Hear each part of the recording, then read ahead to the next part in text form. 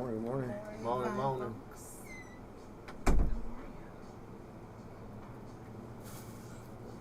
Good. Take your seat back. Uh-oh. How is everyone? Doing good. Good. Pretty good this morning.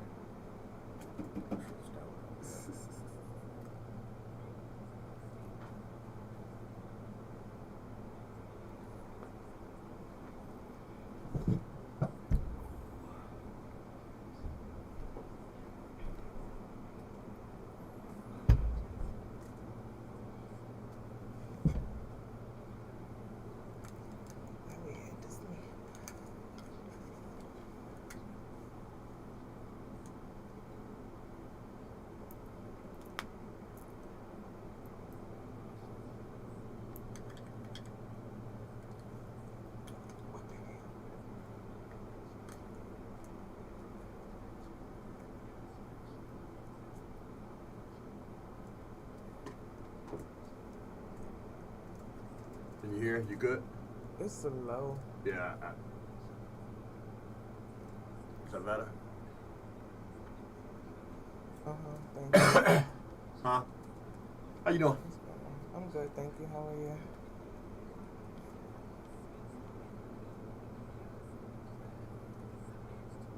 Who is this? Garnett? Huh? Garnett? There's Roscoe Vernon's up there. That's what I thought. Yeah. Did you see my message about Drea getting in touch with me? No, when did you send it? Yeah, you always like commenting on shit, but you don't read shit. What you mean? I mean, when did you send it? When did I send it? Day before yesterday? Yesterday? Yeah, if it was in the thread, sometimes I don't like go back. If I go back, I don't know necessarily how far back. I was saying that I even thanked you. I even tagged you, as a matter of fact. Thank you. Thank you for. She hit us up and she's gonna do the tattoo. Okay. So we just gotta figure out which one of y'all want to do it, or which one of us want to do it. She did my Yeah, I know what she did. Leg. Yeah, the newest piece on my leg. Yeah. So. I mean that's fine. We just I don't want to beat her head in, so we gotta get something that's not too big. I have ideas that are small and very simple. That's something we can get done in the time period of the show. Oh yeah, I figured with she getting the waxing and she getting the makeup, I didn't want to just have it them all the time. Oh yeah, tattoo. Right. I'm definitely down. I want to get another one anyway. All right, so we'll figure out. Well, she's already booked for January 12th, I think. Either January 12th 8th. or January 8th, yeah. She's a music artist also, and she's dope as fuck. She didn't tell me that. She raps and she sings, and her voice is beautiful. Like, that's my baby. Okay. Everybody your baby. I told you that. Not everybody. I'm your baby. That's all. My number one. As long as I'm on the list, I'm yeah, that's mine. Her mom is awesome too. Her mother is the author. Her mom is a published author. She has a book out.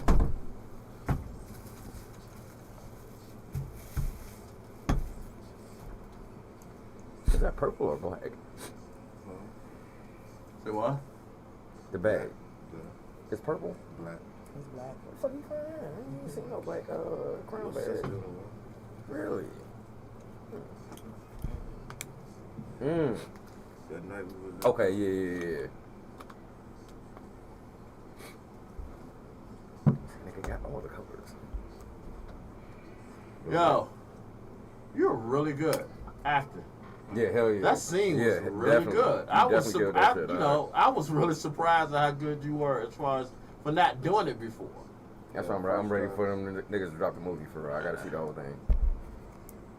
First time ever. I got some more scenes, but I'll show it to you after the break. Say again? I got some more clips, but he only wanted me to release that one. Yeah, until the thing come out. That makes sense.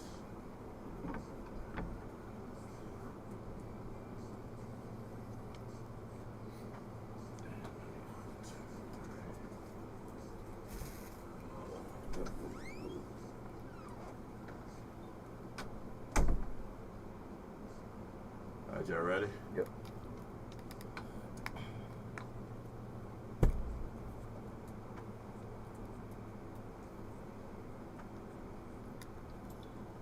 welcome to your great Monday morning. This is Lunchtime, Big Time Radio Network. I am your boy, G Money, sitting next to Raw Diamond Danny. Good morning. I was going to give you a second to do that. Oh, my bad. Good morning, y'all. I was trying to stall since Trilla just got up and left. We got the lovely and talented boss lady in the building. Hey, Grand Rising. We got the man behind the bus. We got the bus driver. What up, though? And we got the next Oscar winner. We got Trilla in the building. What it do? All right, y'all. So Lunchtime, Big Time Radio now. We got a full crew today. This is going to be a good show. We got a great guest coming in later on. Miss Stormy Williams, who is a model. She's a hostess. She's a poet. Doing something else. I forgot what else I said. Yeah, you know it. She's a notary. Huh? Oh. She's a notary. She's an yeah, that's what it was. Yep. Yeah, I mean that's like All around dope individual. oh yeah. You know I feel that you know she got a lot going on with her, so I want to make sure we get in touch with that. We also want to touch on some things today. We're gonna talk about some pet peeves. We all got pet peeves, even if you don't think you got a pet peeve. We all got pet peeves that you know we kind of want to get into. Talk about, and we want y'all input. The number here is 804-215-1555. Call in, let us know what your pet peeves are. This could be a fun show, y'all. Well, let's get going. Let's get some music going. Let's kick in that door. This is Notorious B.I.G. kicking the door. Can y'all hear me? Huh? Can y'all hear me? I thought so. We Okay. tested it. Let's try it. Say something. Something. Say something again. Mic check. 1 2 1 2. I can't hear. We did test that one right there. That's the one that's going into the. Yeah, that's this one.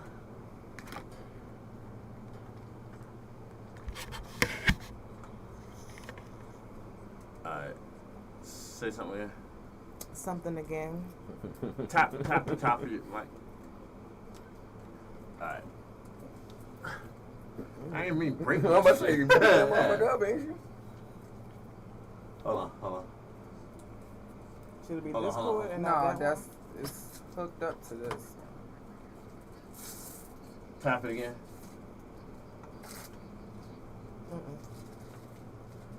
It's this. It should be this. Because that's when we had to switch, right?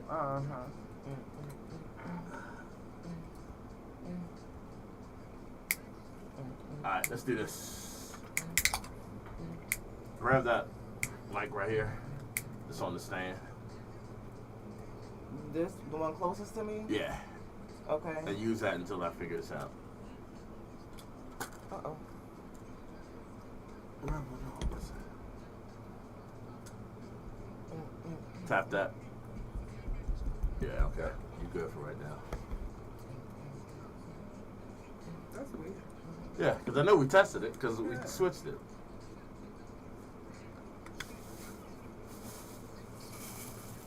DC in DC and how homecoming man come home fucking something.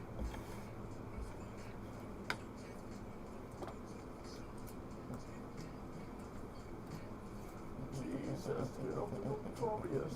Jesus, squeeze and bus. Real shit.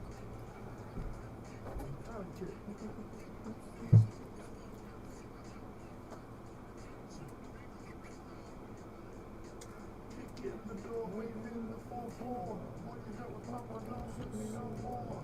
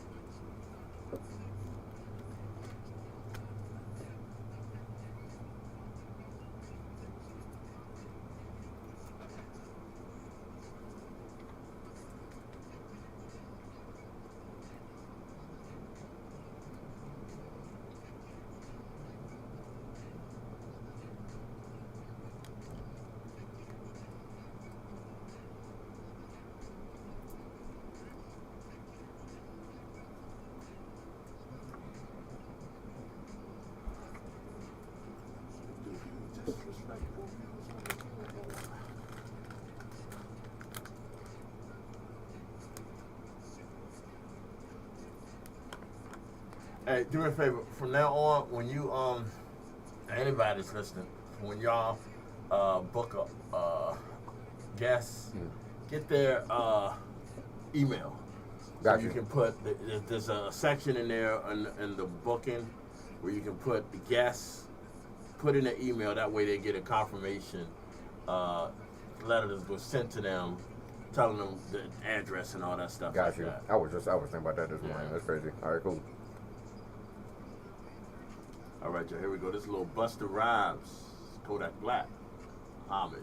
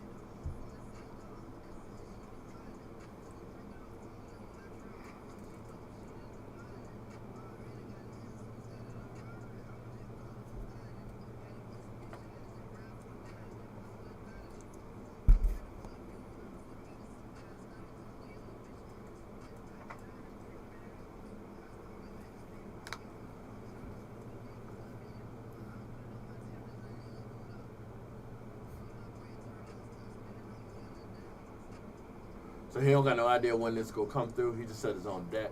Yeah, it's in the rotation joint, but there ain't no date. They don't get a date. They just let you know it's in rotate. It rotates to be shown.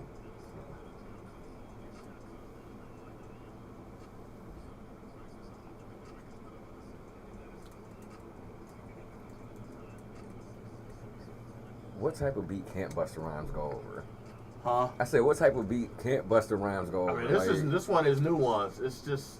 But anything he want, like he it's that adjustment, man. Like, and that didn't kill damn near every track.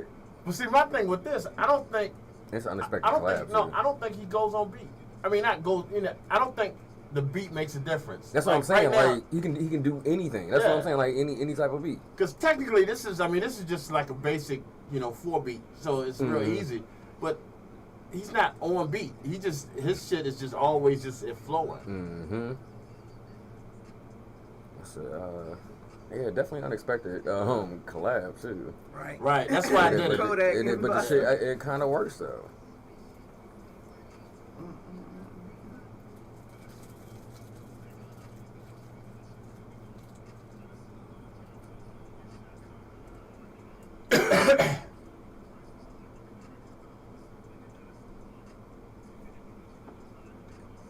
Are you listening to the words?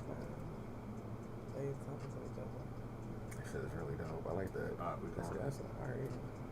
All right, y'all. We are back. Lunchtime, Big Time Radio Network. I don't know if y'all heard this the first time, so I'm gonna make sure I say this clearly enough. We fully staffed today. We got the lovely and talented Miss Boss Lady. Hello, Miss Boss Lady. Grand Rising. Okay, that's better. No, yeah, her mic wasn't working earlier, so y'all might not have heard it. All right, y'all. That was the newest one from Busta Rhymes.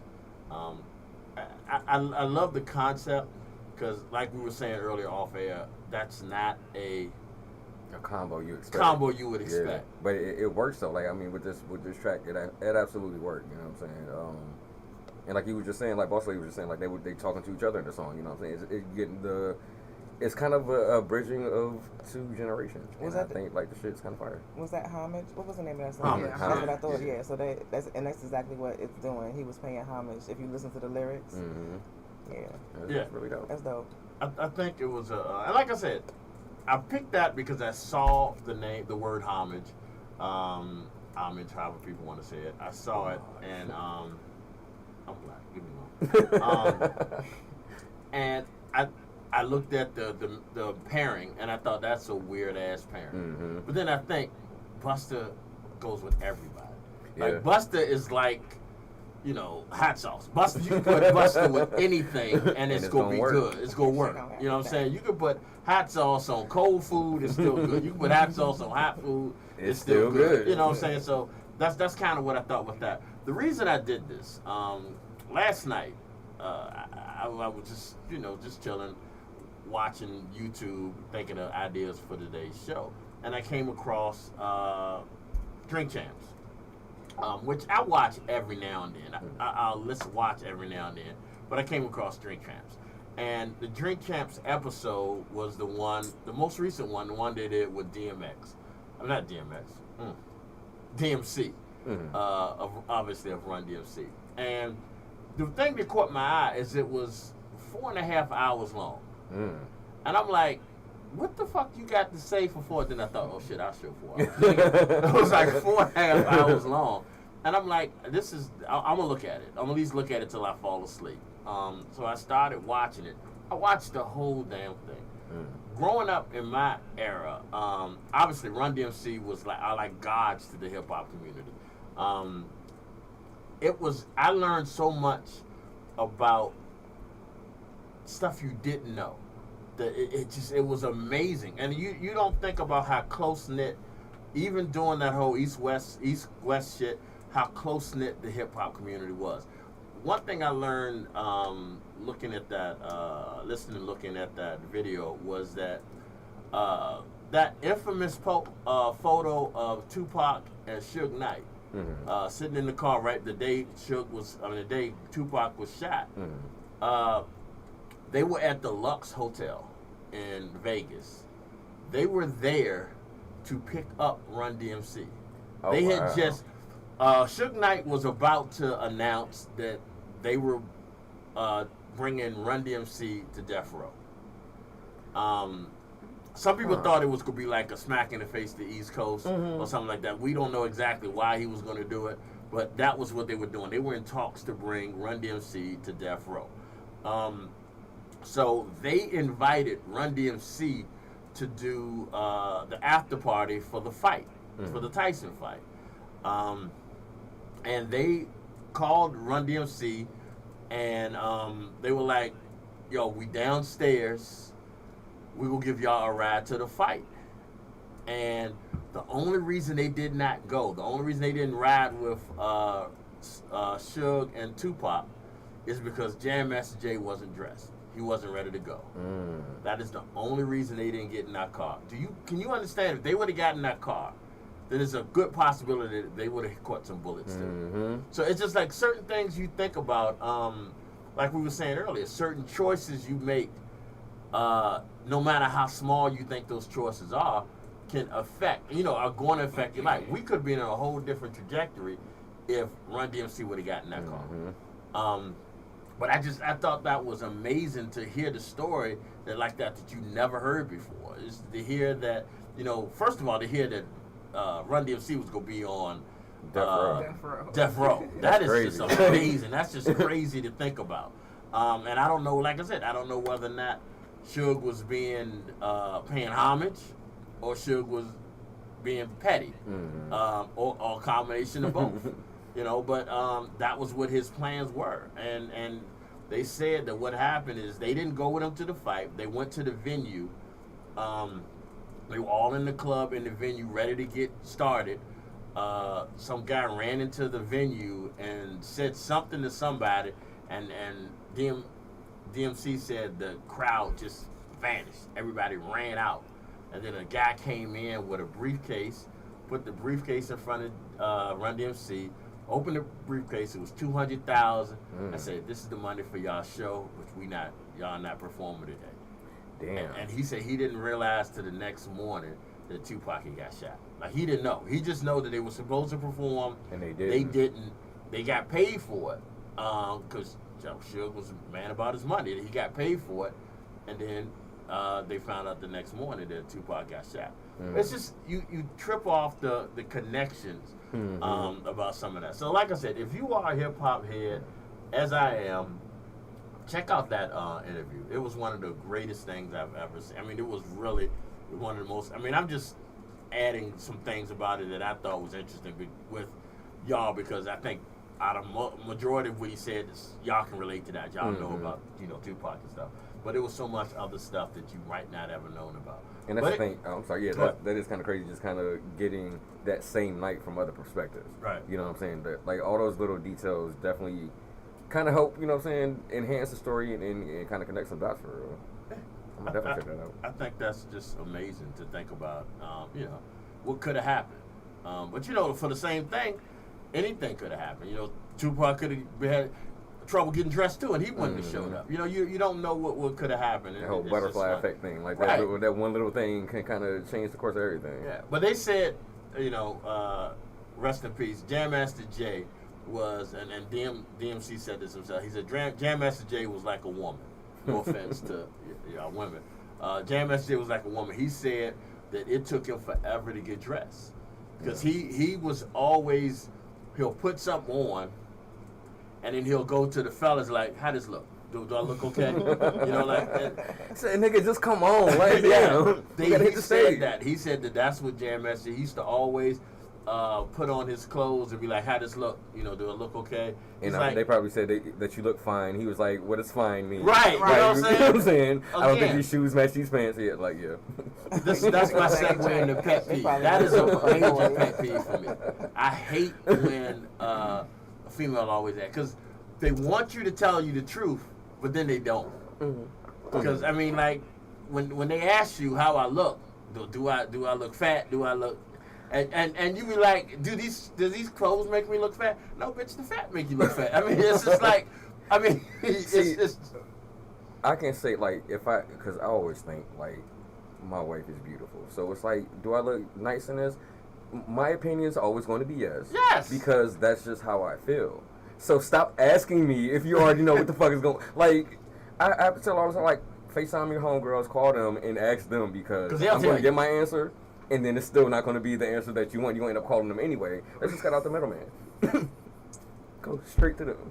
I mean, as a model, a successful model, both of you all, do y'all really care about our opinion?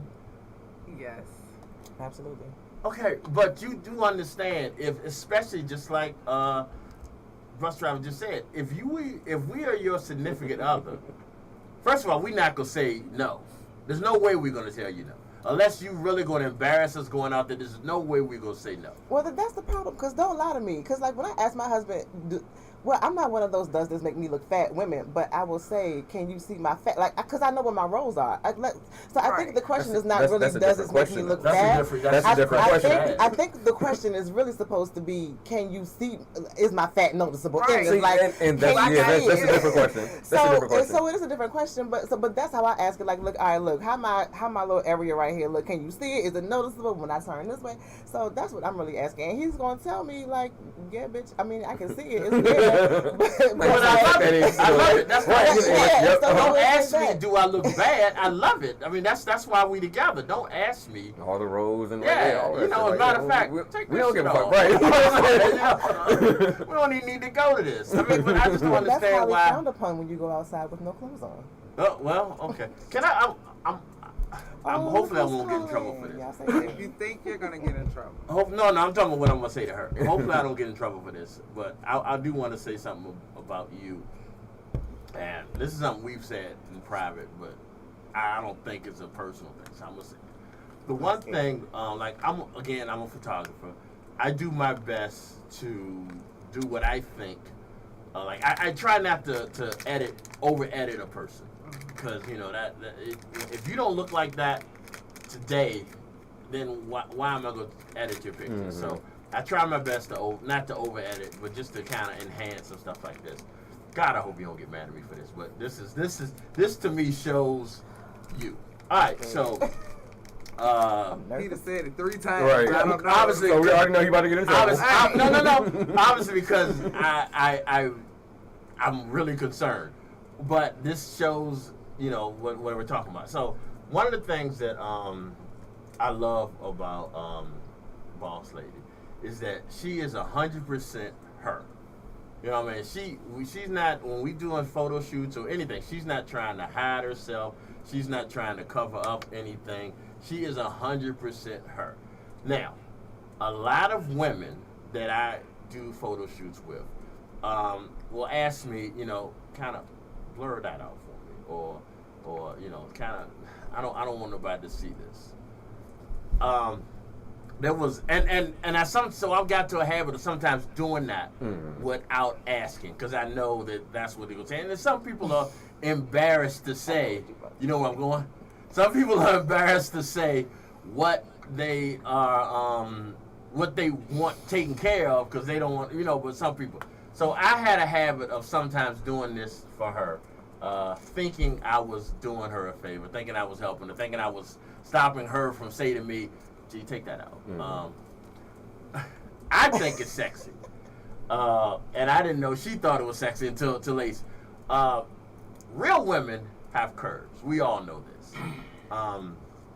Real good women have real good curves, and you know, I'm not talking like we got this fupas which men find attractive. I don't know what the fuck y'all get. We don't, but there is sometimes when you sit a certain way. If you got nice thighs, sometimes when you sit a certain way, you have a little crease between like your thigh and your fupa. You have that. I think it's sexy, but I know some of these models that you know want to be a size 0 and shit like that have a problem with that. Have a quote unquote pet peeve about the issue with that. So I was looking at a picture I was editing of Boss Lady, and I saw the crease. You know, and what I do is I'll send them the original pictures first, and then I'll send them the edited pictures. So it was a little crease, which I didn't have a problem with, but I thought maybe she might. Because, you know, women, again, you know, no offense. That's that good thigh hip crease right there. That's not the, see, that was she the thigh hip hit joint. me up. Why you take that out? She was like, no, put that back in. No, I put that back in. And I love that. I love the fucking fact. crease back, sir. So I earned this motherfucker. Right, you done took my good hip meat. My hip meat back, sir. I love that. I love the fact that she is so comfortable with her body that she realizes the value. The value The of value every in curve, that every crease, every, you know, everything. So I wanted to say that. Like, again, I apologize if you got mad at me for saying. I just wanted to say that. I honestly been wanting to say that for years. But I just wanted to say that because now I have the chance to do it. Yeah, never really had a chance to embarrass her in front of thousands of people like I did right now. But I just wanted to say that. So thank you. Anyway, I just wanted to say that. All right, back to Drink Champs. So everybody knows Drink Champs is hosted by Noriega and DJ. Is it not MV? DJ MF. He's something. Most of these young cats don't know that Noriega was a rapper back in the day, and a pretty good rapper too. So I'm gonna hit y'all with a little Noriega. This is probably not a song I'm not familiar with. It's the first Noriega song I came across with. You just be grabbing shit. I be just grabbing shit sometimes. But this is Noriega. This is Noriega. Capone and Noriega. That was the group. This is CNN. Lala. Was it LA or Lala? I don't know. Again, I don't know this one. Big Time Radio Network. It's LA. Now I know. There we go. I'm sorry. I just thought it was just incredible with you. Greg, you're not embarrassing me. Yeah. You know I'm not easily embarrassed.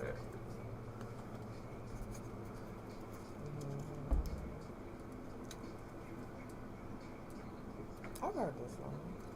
I remember this song. This one I don't.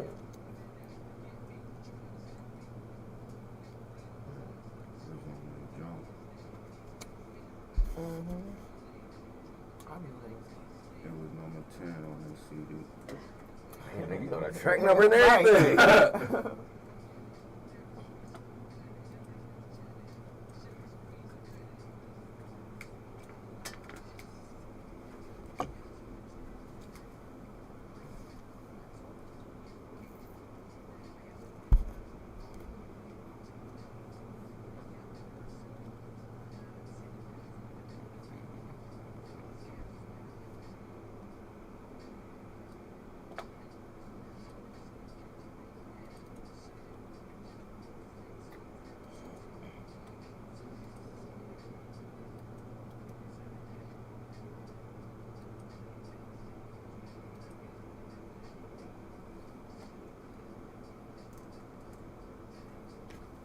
Can one of you all send me the? I keep trying to send people the link to listen, but it's going straight to the 365 Live homepage. The link to It's what? going straight to the link to the show to listen. If I they thought scan I copied it to my clipboard, but I can't find it. When they scan the QR code, don't it go straight to the radio station? But if I'm looking at it on my phone, I can't scan the QR code like on Alright. my phone. I got you. Right. You want me to, Did you send it to her? Because I can do it. Yeah, right I now. can do it. I got you. Thank you. There's different ways they can do it. They can send the link to the player, or you can just always send them the link to the website. And on the first page of the website, you can play it. Thank you. You just should be able to copy and paste it. Yeah, I got it. Thank you. Oh, excuse me. Oh, excuse me again. I'm so sorry, y'all.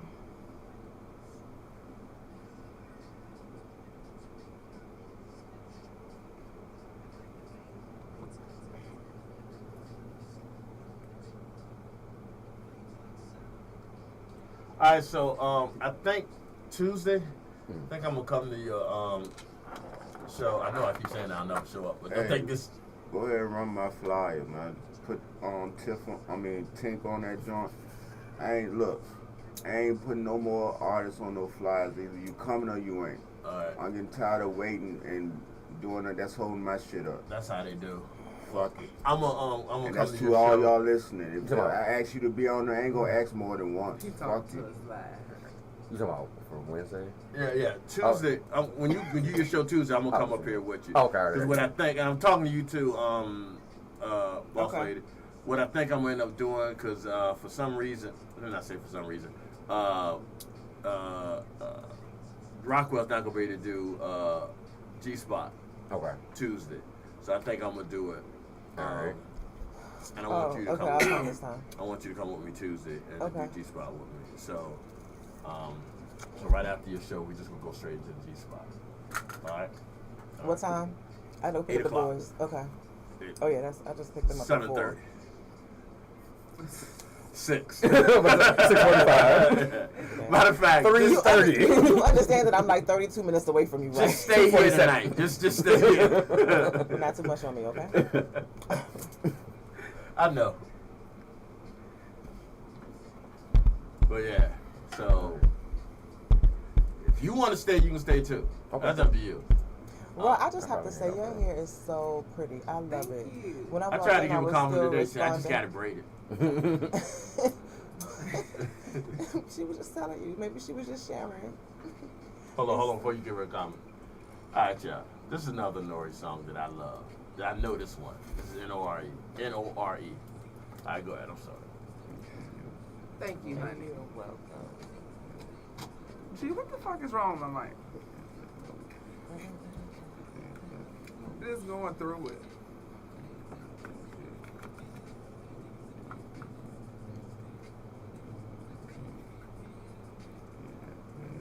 It used to stay still.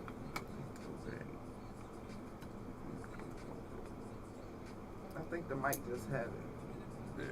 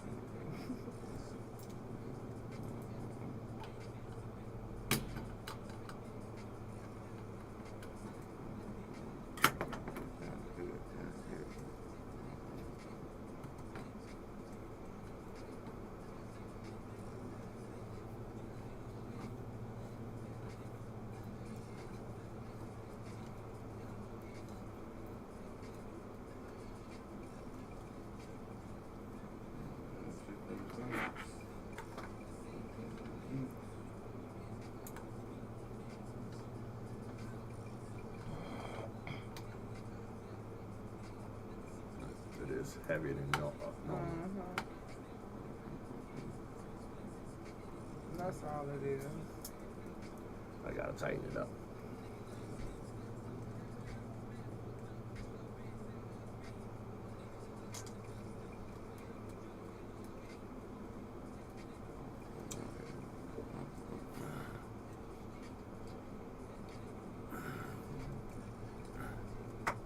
Better. It won't even try to do that at first. Yeah. That's better because they won't even try to do that at first.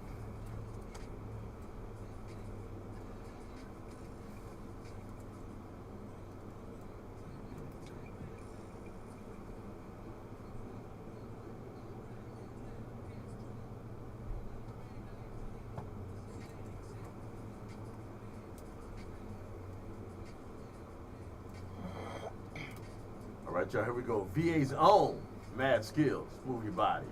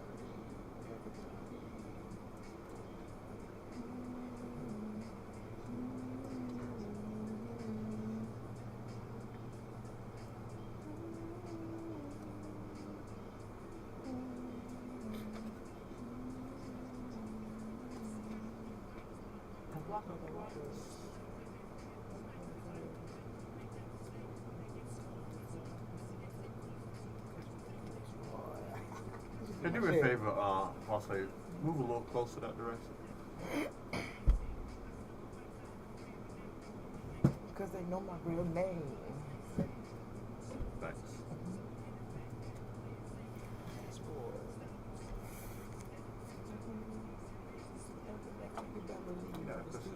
I'm gonna move it.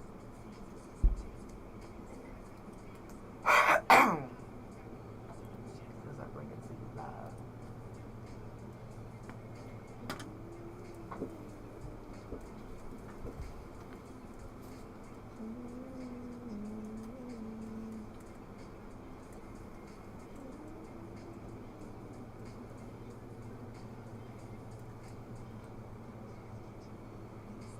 That's right.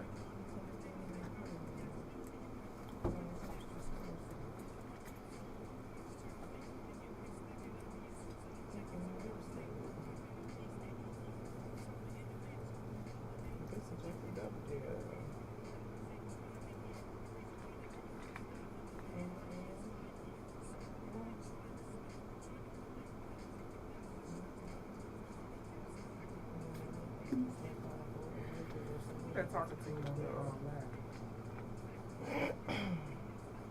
the DJ, Big Will.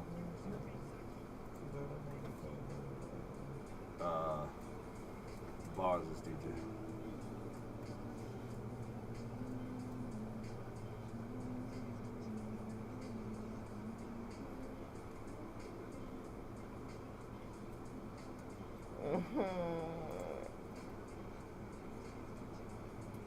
All right, y'all, we're back. Lunchtime, Big Time Radio Network. I want to give a special shout out to DJ Big Will.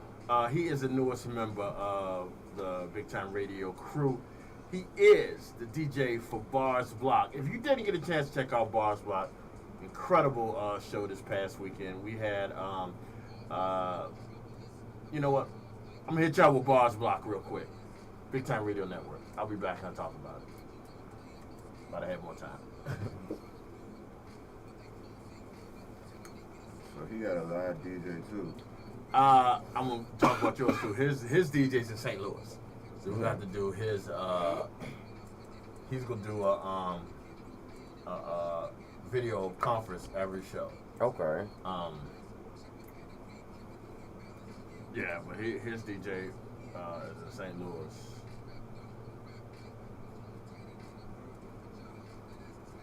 I passed one of my brothers on the way over here. So whenever we see somebody stick it up, whether they in our car club or another car club, we'll take a picture and we'll tag them.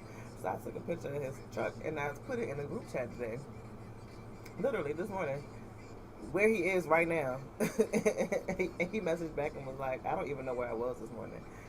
And we all like, what? And he like, oh, wait. Somebody stole my goddamn car. He was like, oh.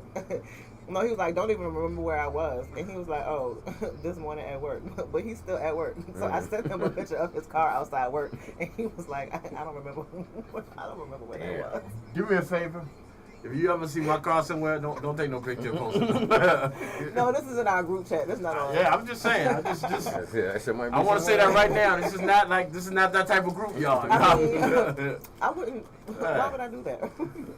Take a picture of him. I guess this was his cousin he was with. They were and real that's friendly. why my grandpa used to always say, with like clergymen, never had that shit on your car. Because your car might end up somewhere it ain't supposed to be. If that shit's outside of somebody's motel, they gonna know that's past the car. Like, yeah, you're gonna be all the way fucked up. Oh, he just laying hands on somebody. That's okay. I'm having a prayer session. Bible study. Yeah. Sometimes you need that personal I don't know Bible what type of study. session it is, but Wow. All right, y'all. That was Bars Block. I want to give a special shout out to Bars for his show he did this past Saturday. Incredible show. He had the sister Cowboy from Grandmaster Flash. To me, like, one of the things about that group is this was my first introduction to hip hop music, to rap music, and it was interesting because I was a young kid, growing up watching TV on Sunday mornings. So just like a lot of, I ain't gonna say all young kids, just like a lot of kids, I wanted to be a cowboy. So when I hear that there's a rapper named Cowboy, I'm like, oh shit, okay, that's I want to see what it's all about. So that kind of got me my introduction to rap music, just learning that. But shout out to Miss Wiggins for coming in and doing that and talking about her brother who we lost a few years ago. I just thought it was an incredible show. Again, shout out to Bars for doing that. But this will give me an opportunity to make two announcements right here on the network. We're adding people all the time. We're adding people. We're adding shows. Bars Block used to be Booming System. We renamed that. We rebranded that to fit more of his style. He being an MC, him being a hip hop historian. We had a gentleman that used to call in every show, just to give us praise, just because he was enjoying it. He would call in every show, and childhood friend of Bars, but he's also a DJ. So we got to the point where we was like, dude, you're calling every show, just be part of the show. So I want to formally introduce y'all to DJ Big Will. He is going to be an addition to Bars Block. So this is going to be Bars Block with him. That's how it's going to be from now on. So we're going to have, he's not in the area, so we're going to be live streaming him from where he is, and I believe it's St. Louis. He's going to get us with some sessions every now and then, so it's going to be great. It's going to be a great addition. I'm going to be honest with you. That idea came to me Thursday. And the reason the idea came to me Thursday is because we did the premiere of Trillaway. And Trilla had brought on his DJ. Tell everybody about your DJ, Trilla. Man, that's DJ Ace, your baby mama favorite DJ. You know what I'm saying? Shout out to Ace, man. We're going to be rocking Thursday Trillaway. Me, Ace, and my co-host Tink. So, I see that later. All right, so, but yeah, I love the idea that we have these house DJs on some of these shows. because I'm a firm believer that we wouldn't have music, we wouldn't have, especially hip hop, if we didn't have DJs. DJs started all this. So I'm a firm believer of how that goes. So I want to welcome both of them brothers to the network. Thank you for joining. Like I said, I personally met Ace. Haven't met Will yet, but I personally met Ace. We wrapped it up a little bit, so I know that's going to be a great addition. And like I said, I've talked to Will a bunch of times, so I know that's going to be a great addition. So we're growing, and I think this is a big deal. So this is what we're going to do right now, y'all. We're going to take a short break, really short break. We will come back, and we will talk to the crew about some of their pet peeves. So y'all start thinking about what they might be. All right, you already know I got mine. Lunchtime, Big Time Radio Locked and Network. loaded.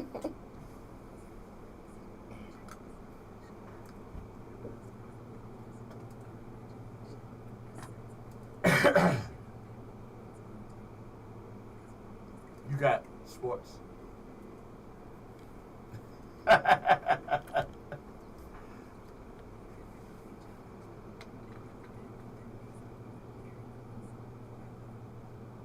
Billy English mad that everybody shouted her out on the red carpet.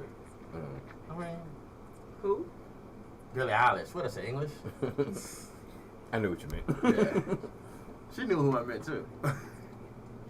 I really didn't. That's why I said who. I'm not even playing, which I'm like, huh?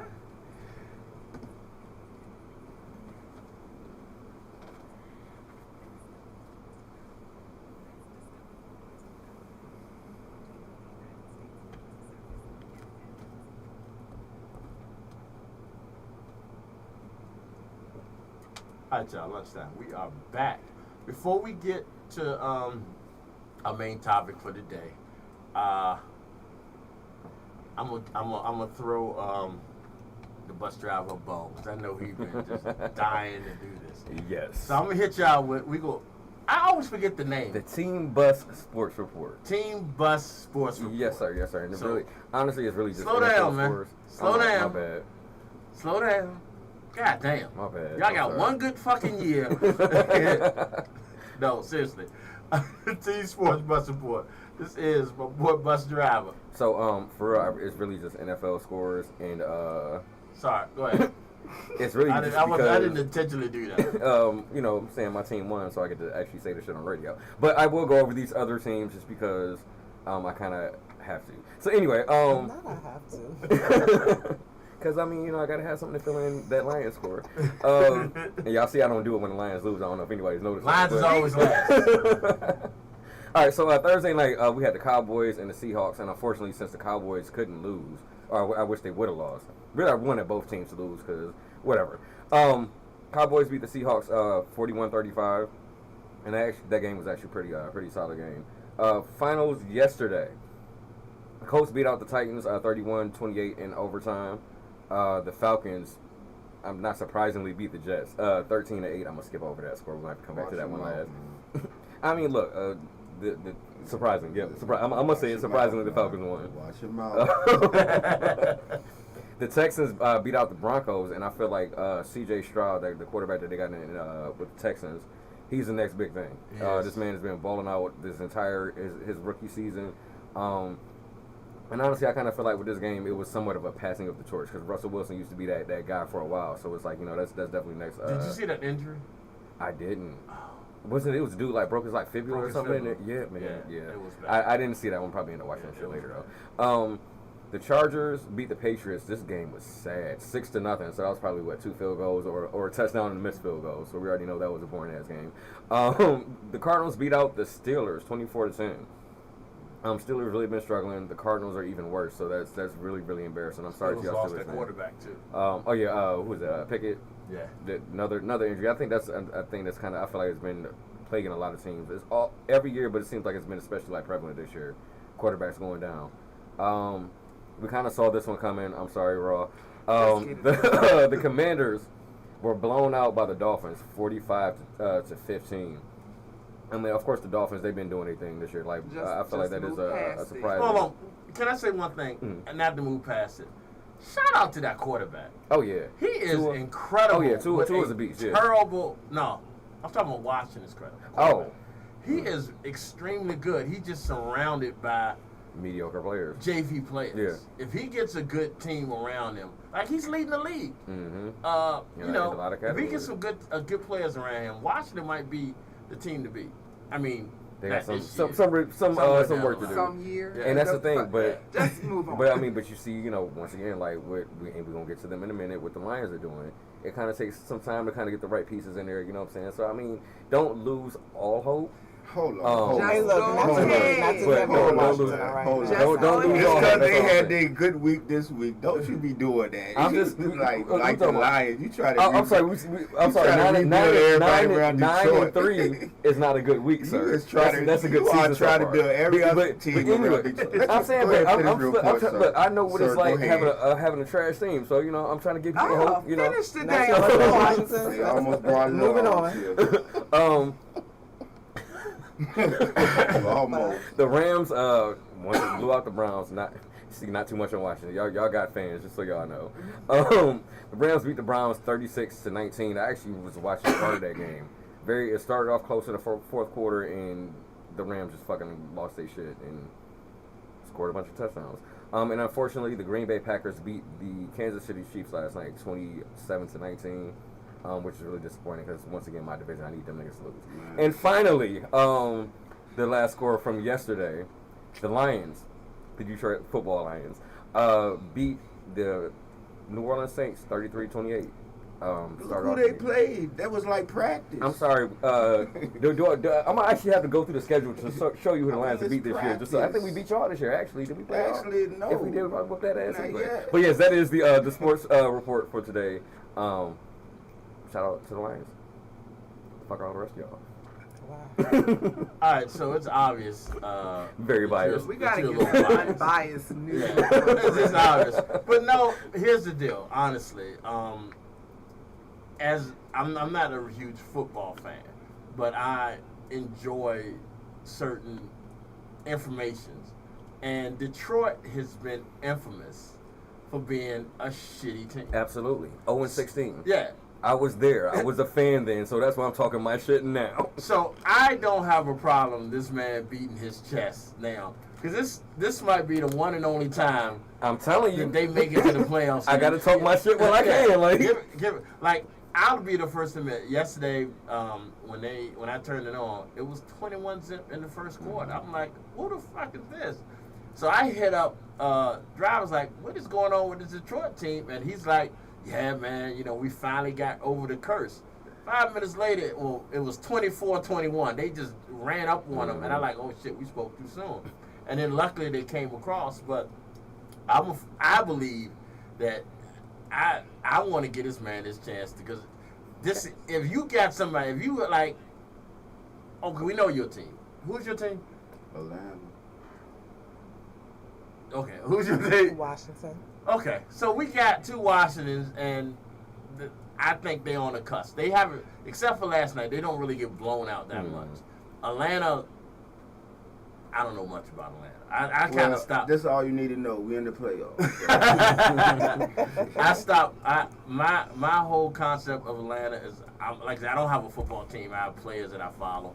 My whole concept for Atlanta has been they shitty ever since they lost that Super Bowl, and my boy Tom Brady. That's why I go back. This shit is rigged. It's all about the money up there. He said, since then, that's how I knew. But the NFL fluctuates. Look at the events. When Baltimore played, Ray was supposed to retire. The lights go out. Baltimore down like hell. Lights come back. That was a little suspect. You know that was that when like, they played San Fran. I remember that one. You know what I'm saying? Then you got, like the other day, who just played.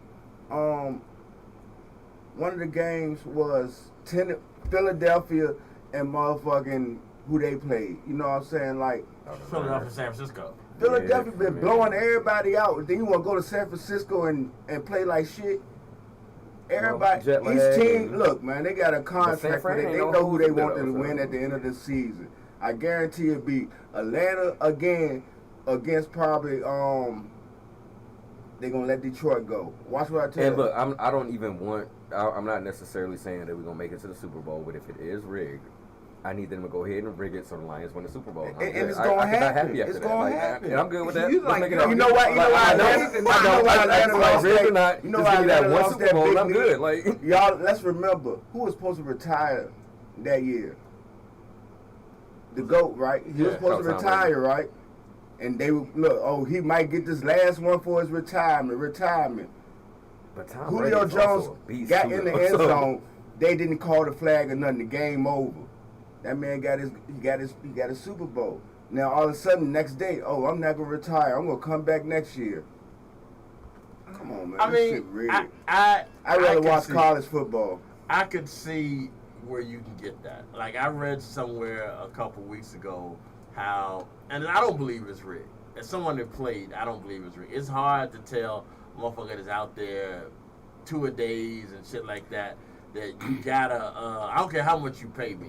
It's hard to tell somebody out there, you know, blood, sweat, and tears that okay, I know you worked hard for this, but I need you. I need you to take this. I'm not saying I wouldn't say rigged. Do all that. Everybody. I feel like money. you have to not. You're not only playing against the team that you're playing against. You got to play against the refs a lot of times too. Well, yeah. So I think that's really not necessarily like rigged, but it's like you got to work a little bit harder because the refs be on some bullshit. Right. Okay. And ever since the dude with the NBA, he was betting on games.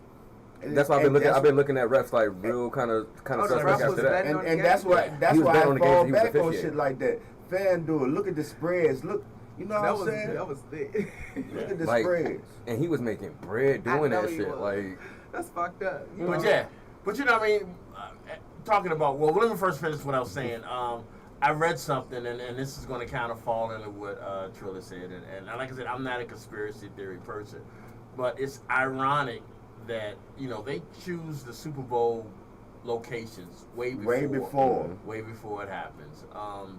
And in doing so, they choose the colors. The colors really don't have anything to do with the location. It's just the colors they using. For the past 4 or 5 years, every color that they've used for the Super Bowl has matched the 2 teams that's played. And they don't know that until the end, obviously until the end of the year, but it just happened. It's kind of funny. Let me see what these colors are. This ain't got nothing to do. Super Bowl. Why LeBron ain't won a championship yet? And he supposed to be ran with the baddest team, that had the baddest team from everywhere. He still ain't won a championship. Wait a minute. LeBron had not won one yet. LeBron got 4. Not by himself. Not after Kobe. I'm talking about after the Kobe era. Yeah, he won in L.A. I'm a LeBron fan. He won it in L.A. his first year in L.A. I'm talking about after Kobe's been gone. He been running with Kobe since he been in L.A. Kobe died, right? Yeah. And LeBron ain't been back since. Speechless. No, I'm not speechless. I just don't want to correct you on there. Kobe and LeBron never played together. You know that, right? I don't know. It sounds. But ironically, the year Kobe died, that was the year they won. Was the year Lakers won. That was the COVID year. That was the bubble year. That was the year Lakers won. But I agree with. I don't want to agree, but sometimes shit be looking funny. Like last week, Chris Paul and the referee got into it. And it was a personal thing. But this referee threw Chris Paul out the game. But it was personal. For years, right? Yeah, they've been beefing for years. And I don't think a referee should have that. We're talking about a superstar, future Hall of Famer gets thrown out for something meaningless. I can't remember what he did, but he got thrown out. We give referees too much power. And that's the NBA. Like, you should kind of notice that stuff. And like, well, if this is that personal beef, then he can't be reffing that game. Right. Y'all got to find somebody else to do it. Like, it just makes sense. But I mean, again, to fall on what Trilla was saying, I think that It's shit suspect. It is. And then you think about FanDuel. You mentioned FanDuel. I have never seen as much.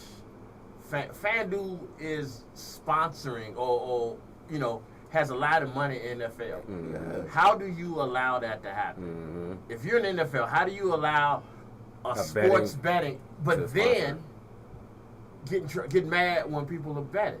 And that's what doesn't make sense. Inside your organization. Like, that's what doesn't make sense. Especially like if you're not betting on your own game. I think that's, you know what I'm saying, you should be able to bet on whatever else. Right. That's just like that movie Shaq played in the little college. Blue Chips. Yep. The whole time, dude was shaving points for Happy. Mm-hmm. You know what I'm saying? Who knows what the player is doing what? You know what I'm saying? Like, a quarterback who had a good week last week, they come back, this man got 6 interceptions. He think the other team on his team type shit. Then the stats go down. Then he come back, stats go back up.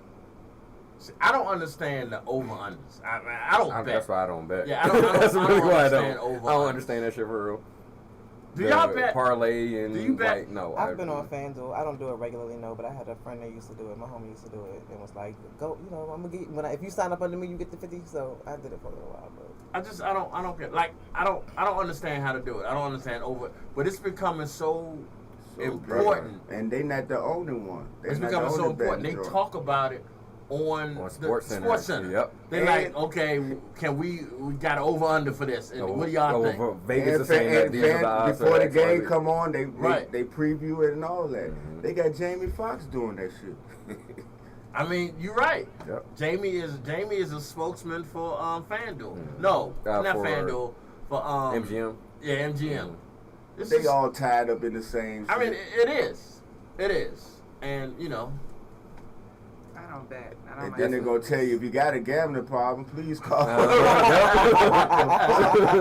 you going to make me, how you going to offer the gambling to this send me to rehab? Damn.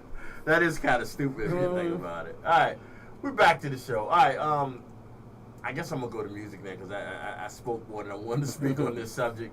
Once again, shout out to Detroit, man. I'm real proud of.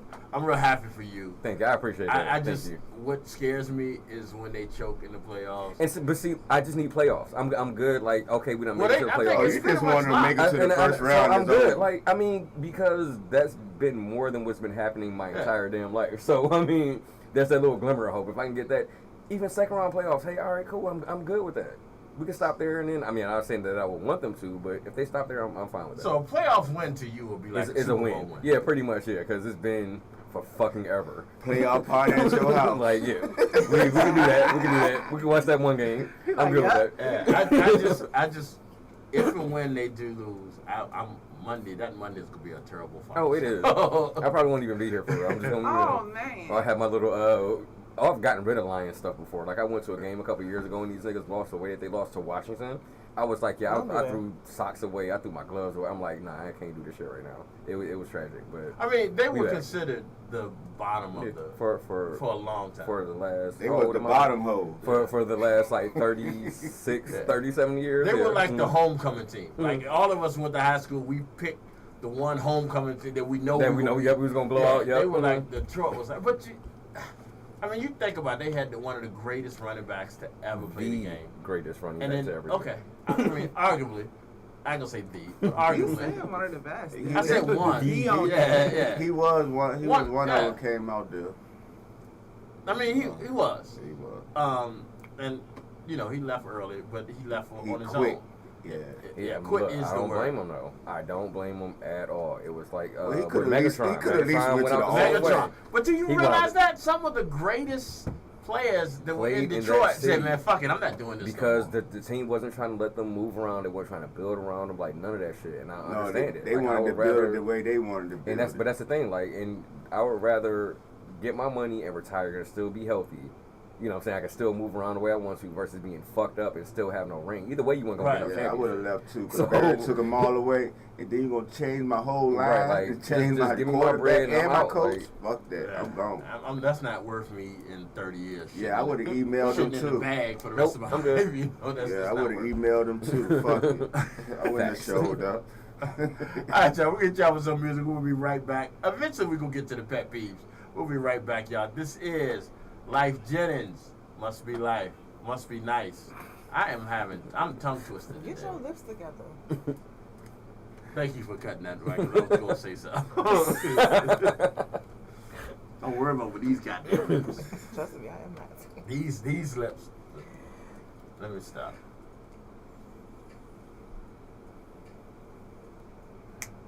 Must be nice.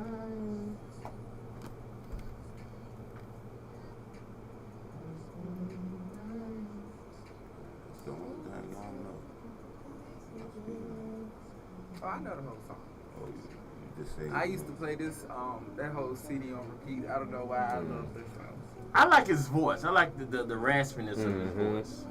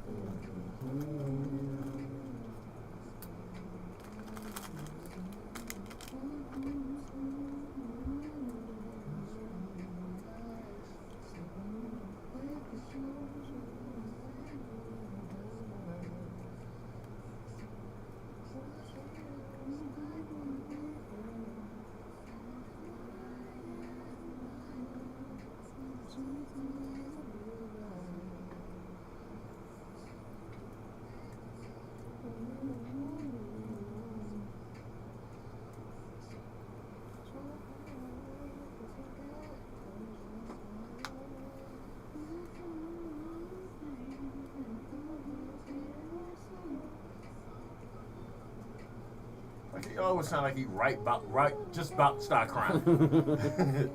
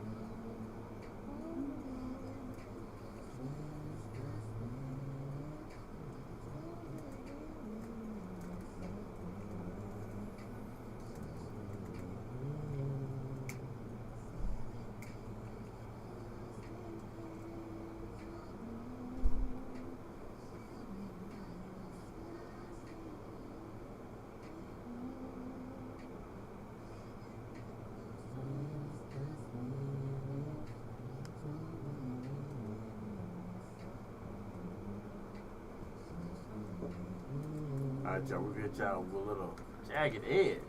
Let's get married. Big Time Radio Network, Lunchtime.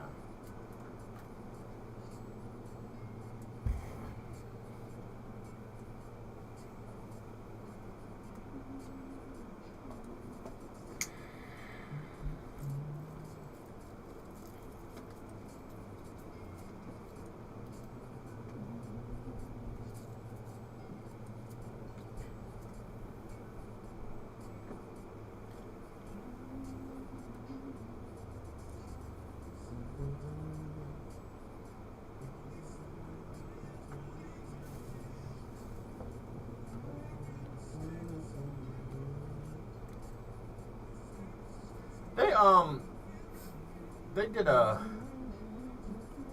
No, it wasn't them. It was 112 doing a reunion tour, but it don't have the same people in it. Mm. So I'm like, what's the point? If you can't have at least some of the, like, you know, close right. to, I think they got one set of the brothers, but they don't have like the main brothers. The lead singer, the twins. Yeah. Well, both of them were two sets of twins, weren't they? What?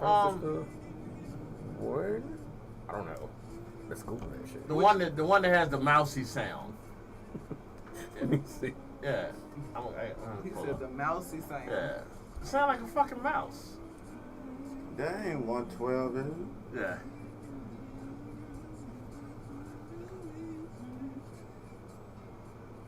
So I'm the one that's saying the bear on that? With the oh, no, it's just the one set of twins.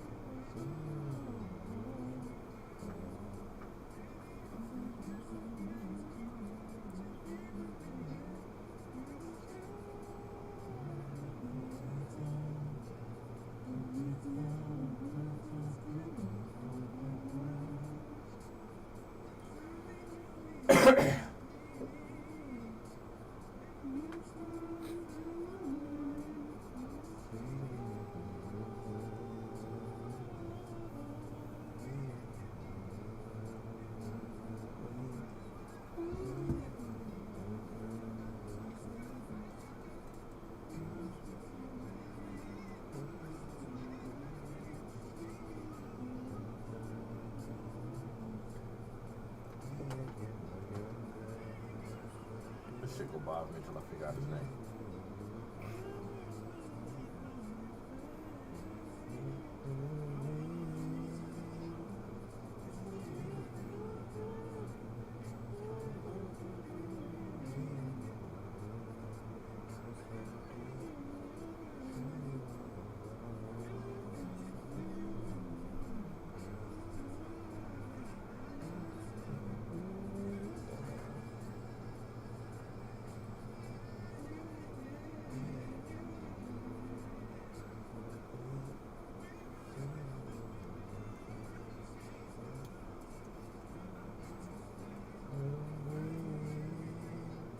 Was it Q?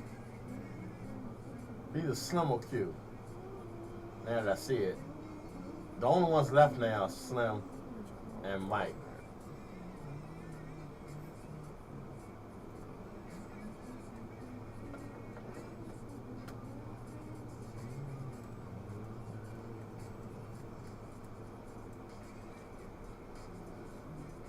Alright, y'all, here we go. A little Only You 112 featuring Notorious B.I.G. and Mace.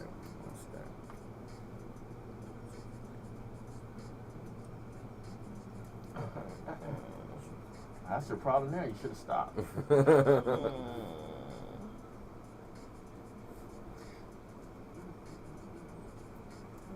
Jesus, the notorious, just please us with your lyrical thesis. We just chillin', local top billing, little renting, me and little C's, mouthful sea breeze, dumb please, and palm trees. Milk out Diablos, the bulliest. Niggas be the silliest. The more I smoke, the smaller the Philly gets.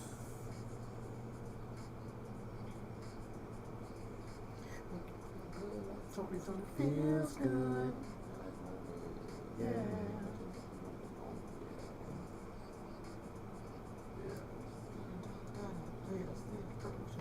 So hard, we can't hurt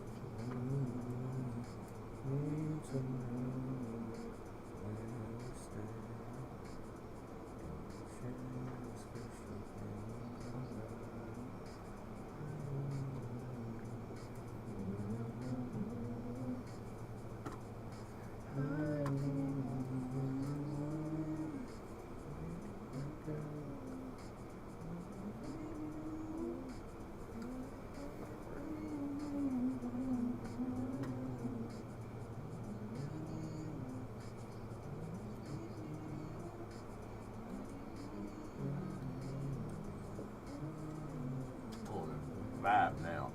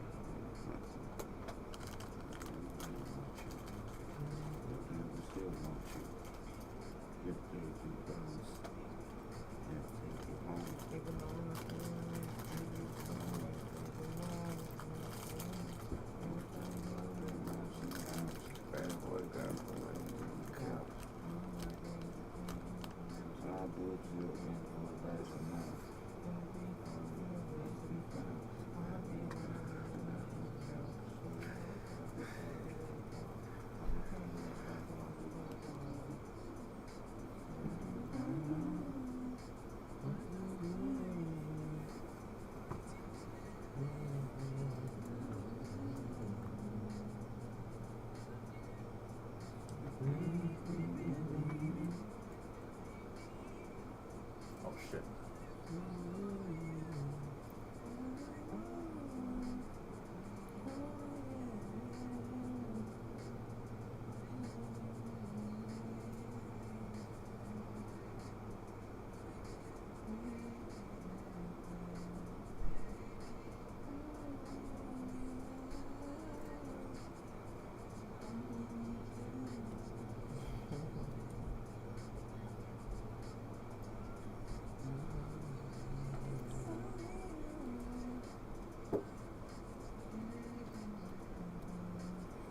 Bestie says your R&B segment is giving her life.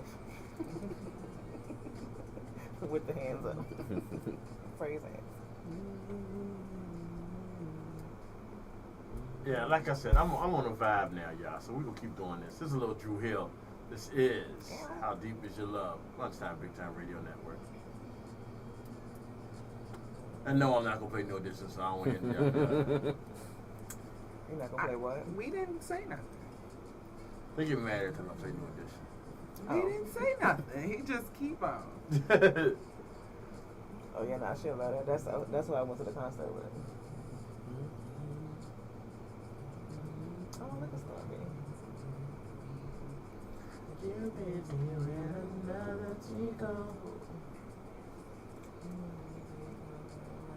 This little nigga still doing backflips on stage. Yep.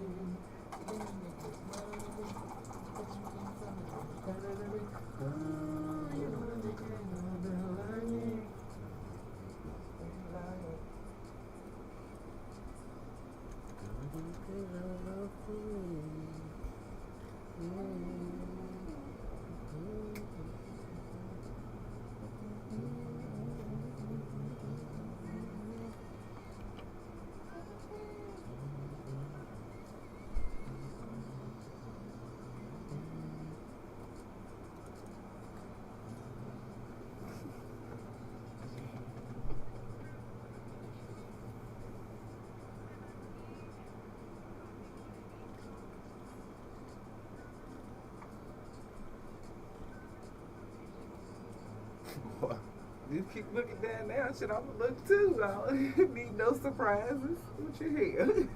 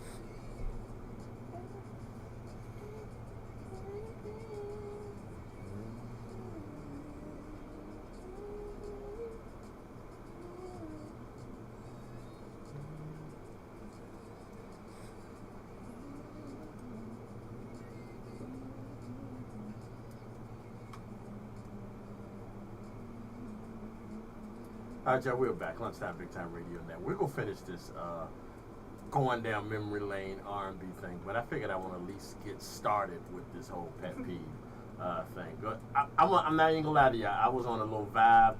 We started with one, and then I just kept going. In my opinion, greatest era of music ever.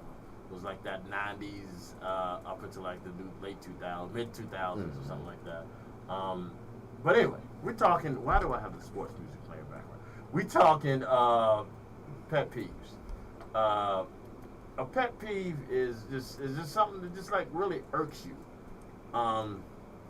You know, it's just something that just gets under your skin that a lot of people do around you. Like, I hate, like, one of my pet peeves is if I text you, don't call me.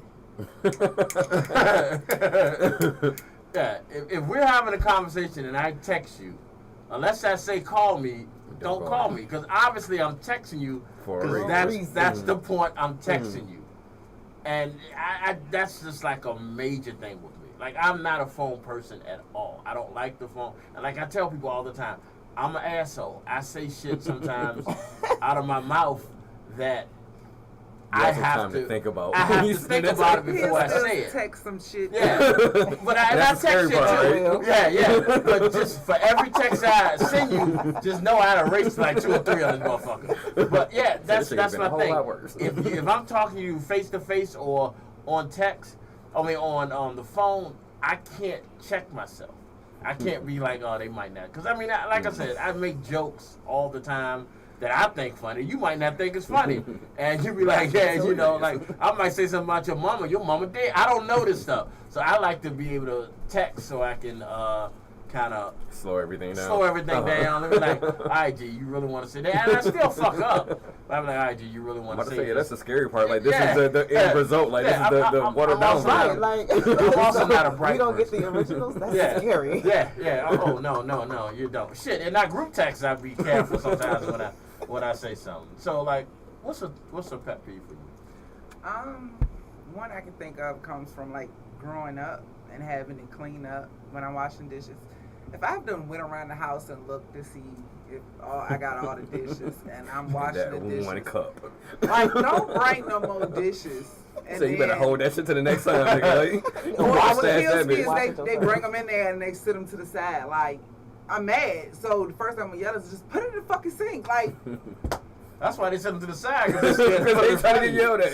Nobody want to walk out there with a goddamn salsa stuck in their goddamn head, because you know, do that bitch like a frisbee. I don't know, but that irks my nerves, because it's like I took the time to walk around and look, and somehow, some way, y'all have dishes. Somewhere. Yeah, like, what the fuck is y'all hiding dishes for? Trilla, pet peeve.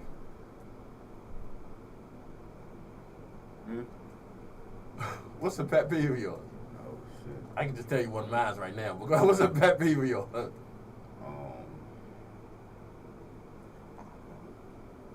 right, we're gonna get back. Yeah, take it. Boss lady. People who talk but don't want to listen. So if you don't want to hear what I have to say, then don't say shit to me. Period. I'm working on that. No, seriously, I'm working on that. So I was trying to go over in my mind, like, when you said what we were going to do today. And for me, like, raw, growing up, don't walk out of my face if we talking. Like, if you're done with the conversation and say, you know what, can we come back to this later? Don't just walk out of my face. I'm not a phone person. So if I give you my time on the phone, don't hang up the fucking phone in my face. I'm not gonna lie, that's a pet peeve. Don't hang up the phone in my face like that shit. Don't do that shit. Because it's like you said what you want to say, but now you don't want to listen or hear what somebody else want to say. Don't do that. So if you don't want to listen, then don't even start a conversation with me. Don't do that. That's a peeve. Yeah, I definitely do hanging up in it. My pet peeve, and I feel like I have to deal with this shit every day. Please don't say moist. Motherfuckers that don't use their turn signal, like the turn signal, that shit. When I feel like I have a little bit of road rage, and it's like it's been happening a lot more lately. To avoid accidents and all that other shit, nigga, I just need to know which way you going. You going left? You going right? So I know what I need to do, so I can continue on with my goddamn day. Use a motherfucking turn signal. It's not that hard. I mean, your pet peeve is more of a law. So I mean, I'm just saying, but motherfuckers don't do it. Like, I had to deal with that shit on the way here this morning. Like, I just need to know where I can go. I'm the same way. I'm the same way. Like, I even don't trust. I got to the point where I don't even trust turn signals. Oh yeah, well, because motherfucker put on left. Yeah, and then still going right. Like, yo, what the fuck you got going on? Like, yeah, or a motherfucker will have the turn signal on and don't turn and still hit your ass. I mean, it's just like I've seen shit like that happen. I don't trust. You knew we had a call? Yes. I sure didn't. All right, here we go. We got a call. Yeah. Thank you for saying. I don't pay much attention to stuff like that. Lunchtime, Big Time Radio Network. How you doing? All right. Who we got on the line?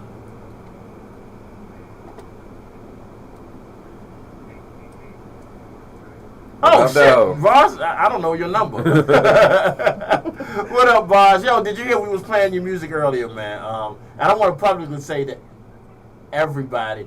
That was an incredible show you had Saturday, man. I mean, that was like we've never done this before. We almost did it with bus driver. We played his replay a couple times, but we replayed his show that night, and then after we replayed it the whole night up until 4 o'clock in the morning. It's just because I wanted, like, we get a lot of listeners from out of the country and stuff like that. I wanted everybody to get a chance to hear that. But now that we got you, bro, what is your pet peeve?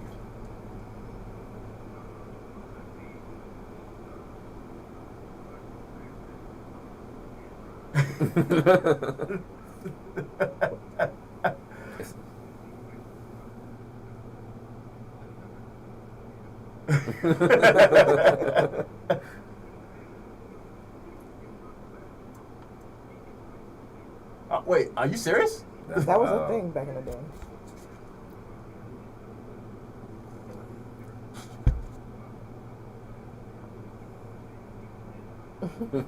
That's scary as fuck. Yeah, it is, right? Why can I get clothes, furniture, and my driver's license all at the same spot? I'm gonna go get me a pair of jeans and a CDL.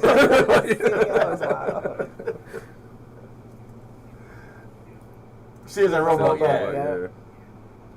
I did not know that.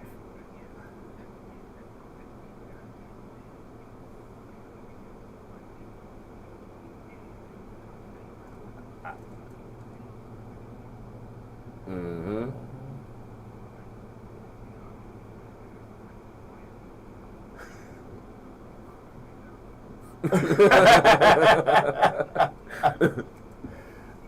Yo, man, now that we got you, tell everybody what you got coming up, man. Or can you tell everybody what you got up?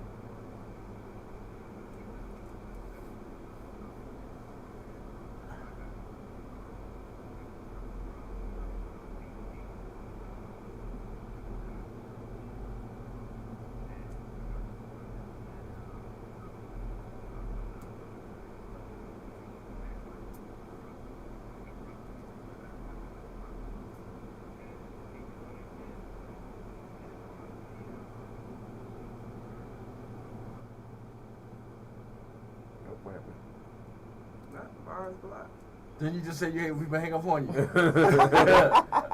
Somehow we lost connection, Bars. If you still listening, bro, we'll check out with you later. But yeah, Bars got some good music, man, and I really appreciate him being part of the network and stuff like that. So you've had ample opportunity to think of something. You coming back to me? I thought you had left that. Oh, there you go. There we go. All right. You get more time to think. Yeah, you got more time to think. All right, Bars. Yeah.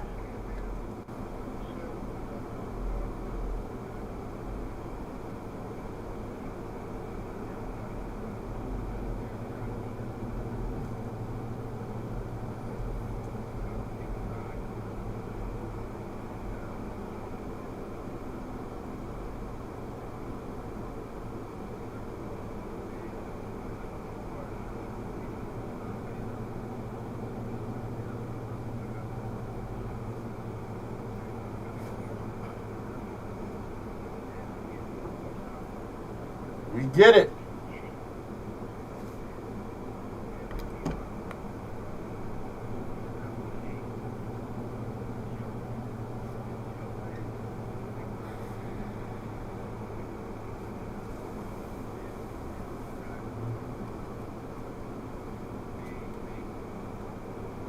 Yeah, I keep telling you, stop saying what you guys. You were part of this. We had this discussion Saturday. This is you too, brother. Yeah. There you go.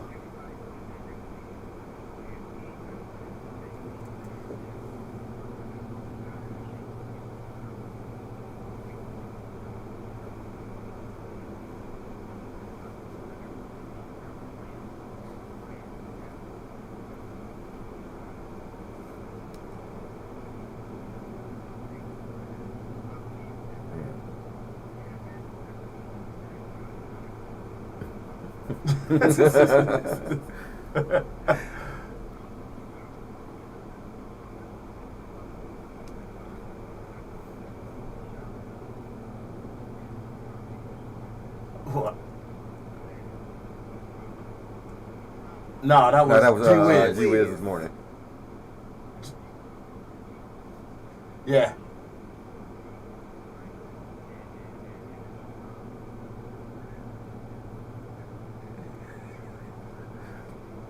All right, man. I appreciate it, brother. And like I said, I really appreciate you. I really appreciate what you brought to this network.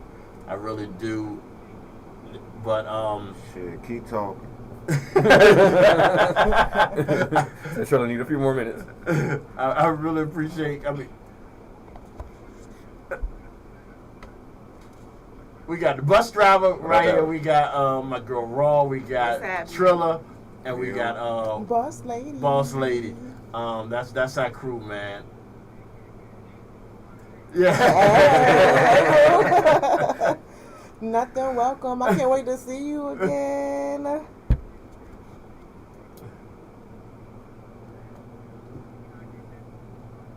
So, Mr. Charlie, what's up, too? All right, man. Have a good one. We'll hit you up later. All right, peace.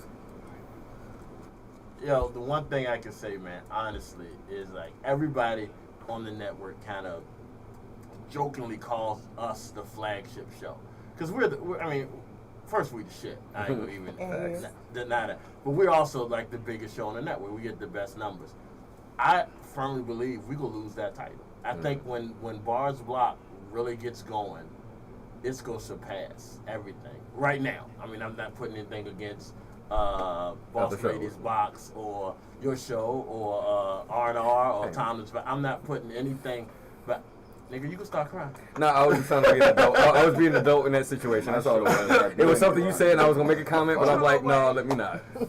I was gonna get the Trill away, but I looked over when I saw his. You started a whole nother conversation. I saw his eyes wandering up. I was like, did I? All right, this is Garrett. All right. Okay. Here we go. What's up, boss man? What's happening, brother? This is On the Line, y'all. This is the great Hall of Famer, Mr. Gary Hughes. Matter of fact, Garrett more than anybody wants his claps. Let me get him this nigga his clap, so he'll know he can't hear him, but we give him his clap. That's right. This is the Hall of Fame host of Real Voices. They'll be on right after this show. What's going on, brother?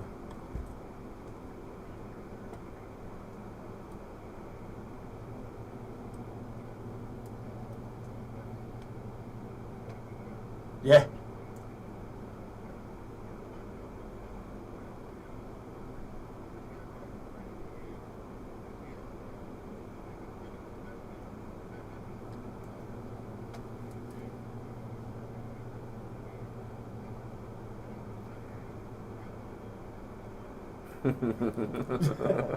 Hey, Gary.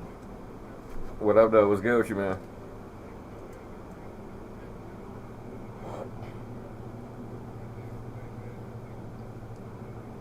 Thank you. That's what it do. All right, so since we got you on, what is your pet peeve? What is the one thing that really irks you? Yeah, we don't need that.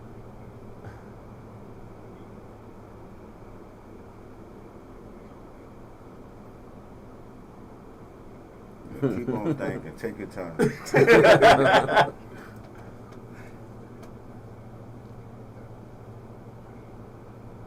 Okay.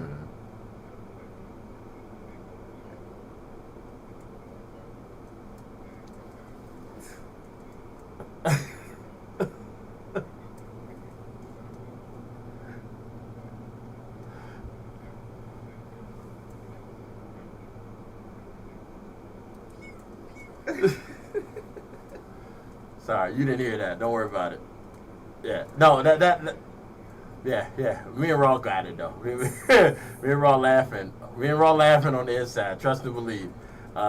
We kind of know where that came from.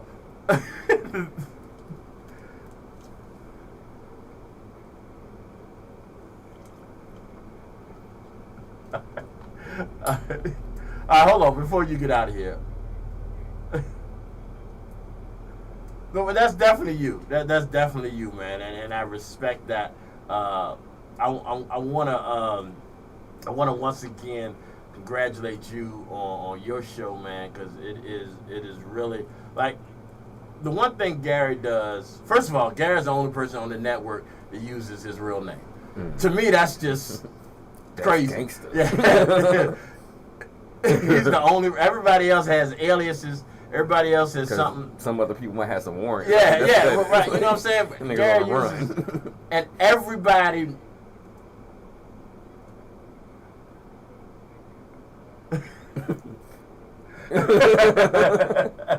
This is a run out of G nicknames.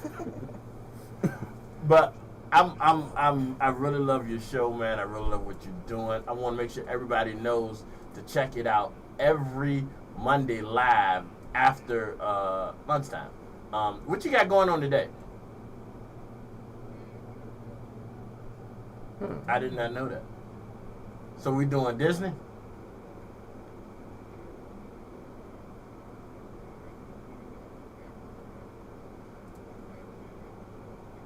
Did he pass away? Why I thought he was frozen. Wow.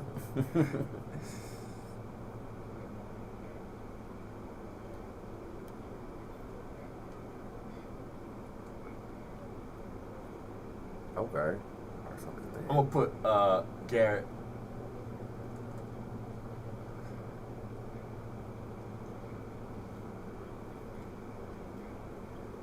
I'm gonna put Gary on the spot right now. Gary is a loving father and an adult. Cause I'm gonna say something that I cannot, to this day, I still can't believe.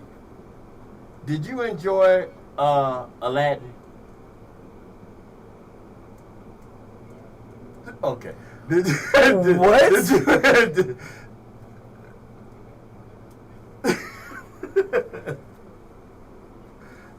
Okay, no, nah. How does that happen? How? Gary.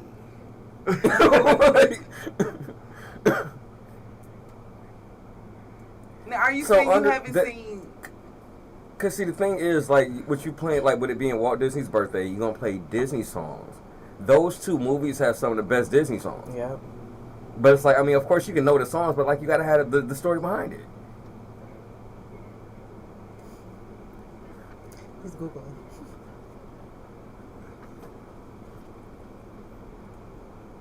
That kind of hurts, man. Like, I'm a little hurt right now. Right, that's like finding out there ain't no Santa Claus. Right, damn.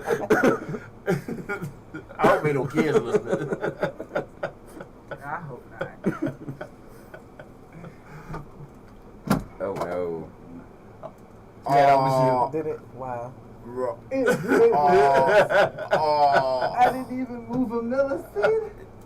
Is that good pussy on your back? Oh shit. Yo, We're back. No, we're not back. We're definitely not back. We are lost. We are shut down. Yeah, Gary hears us because the phone is still connected. Oh, wait. Maybe we are still back. All right, cool. I thought we lost it because we lost internet connection.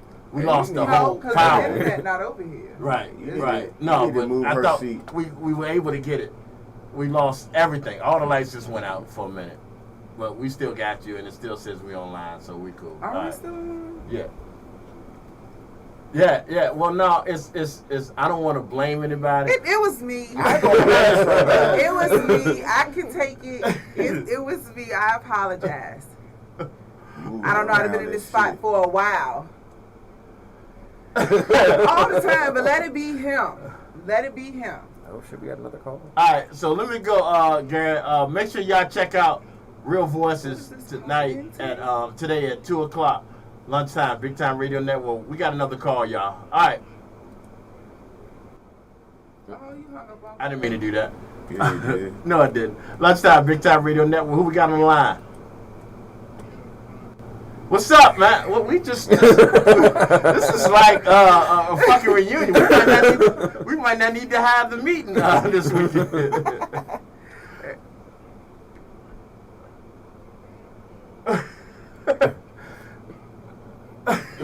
All right, this is the great DJ Rockwell from DJ Rockwell's Afternoon Drive and from the G spot. All right, Rockwell, if you listening, man, I'm gonna hit you with the same thing we hit Garrett with, same thing we hit Barnes with. I'm sure Kenny will be calling next. I mean, that was the same thing. What is your pet peeve?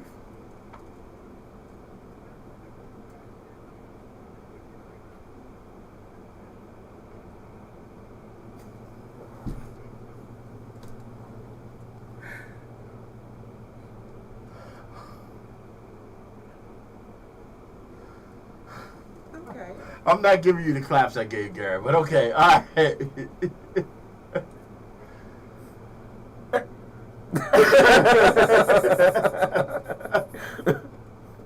All right, so I mean, I get you. I get you 100%. And I think you and Gary got some hidden agenda shit going on, but I get you 100% of what you're saying. And don't do that. Don't do that. Don't do that. All right.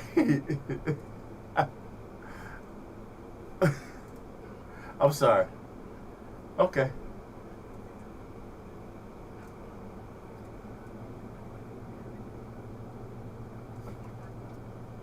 Okay.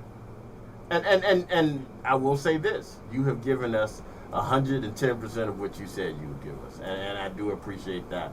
Like I said, you were the first person other than me and Garrett to do this. So you understand to join the team. So you understand the feeling we're having right now with the success we're doing with this network. Because you were there, like I said, up until May, it was just me and Garrett, and then we added you, and then like I said, I added Raw. And then, like, everything kind of started to steamroll from that point on, man. And this has been a hell of a year. You know what? Fuck that. Let's give Big Time Radio Network some claps, because we are really the shit. I mean, that's facts. Like, and we have had the ability to introduce a lot of people to some great music, some great local artists, some great, yeah, you know what I'm saying? We've had that opportunity to do that. We've given them a venue, a platform to come in here and perform live. Because a lot of people, like I said, a lot of people out there are great on the record, but they're not that great live. Mm-hmm. So we've given opportunity to people to show that. Now I will say this, I'm gonna put you on the spot. Like, we had gentlemen in here Friday, and Rockwell was here with us Friday. Now that was my fault, because that was a scheduling error on me. So he wasn't really supposed to be here, but he will be here this Friday, and that's our Artist of the Month, Garnett Bolden. Garnett gave everybody in here CDs. Mm-hmm. You came late. I came in the door. I've been here. Yeah, you didn't get a CD? No. He was. He walked out. That's right. He walked out because he got him in. All right. I mean you came late. You walked out. All right. So I'm sure he'll bring one Friday. He gave everybody a CD, including Rockwell that was in there, and the idea of this young man coming in here, and he's able to have a platform. And it's not like he needed it, because he's pretty known here in the area, but have a platform. But me and DJ Rockwell were talking last night, and he was asking me to clarify the guy's name. And I was like, yeah, Garnet. And I was like, check out this track. He's like, and what'd you tell me when I told you I love this track?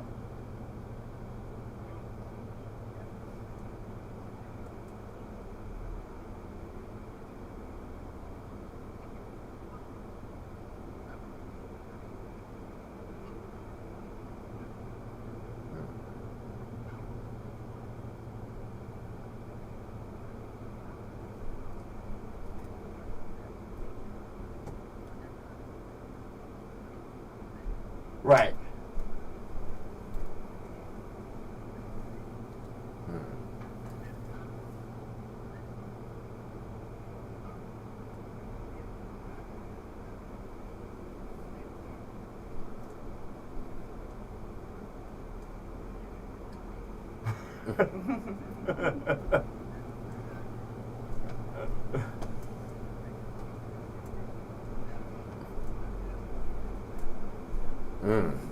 do. Yeah. Well, I mean, I was gonna give him mine, but now it's gonna seem like the only reason I'm doing it because you said something.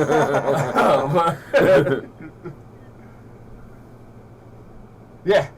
Me neither. Yeah, we like to pick talented people. Yeah, that's what we do.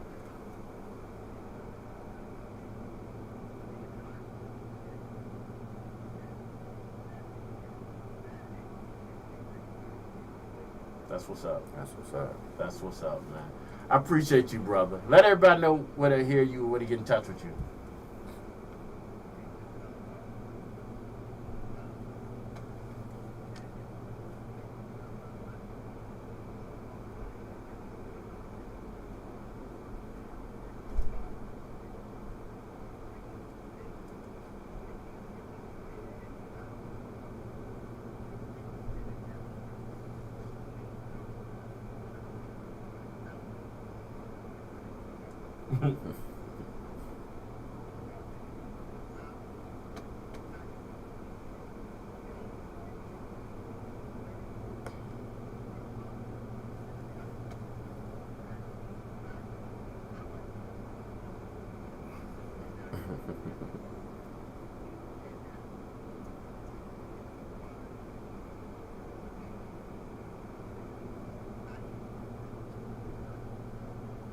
There you go. All right, it's a little kind of egotistical, but that's cool. Say, no, talk your shit right there. Talk your shit, absolutely. That's how you supposed to do that. Speak your shit like that. All right, brother. I love you, man. I'll hit you up later. Okay.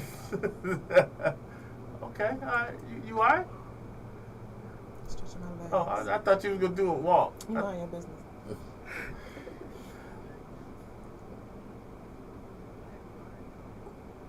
We will, as long as we are the flagship. I don't know how much longer that's gonna be. You?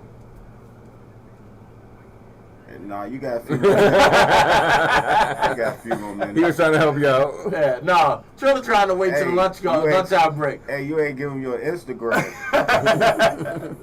But what Trilla don't know is we not gonna take a lunch break until Trilla comes up. So everybody will be mad. So you better come on with something, nigga. You better. I don't like when niggas don't have lineup something like. You're supposed to take his man off. All right, man. I'll hit you up later. All right. All right, Trilla. You could have thought of something by now. Give us one. Ben had it on my tongue, but I gotta behave. You ain't gotta behave. No, you don't. What is your pet peeve? You can't say sissy though. See? See? That's why I ain't saying nothing. No, but for real, I hate a motherfucker that play dumb.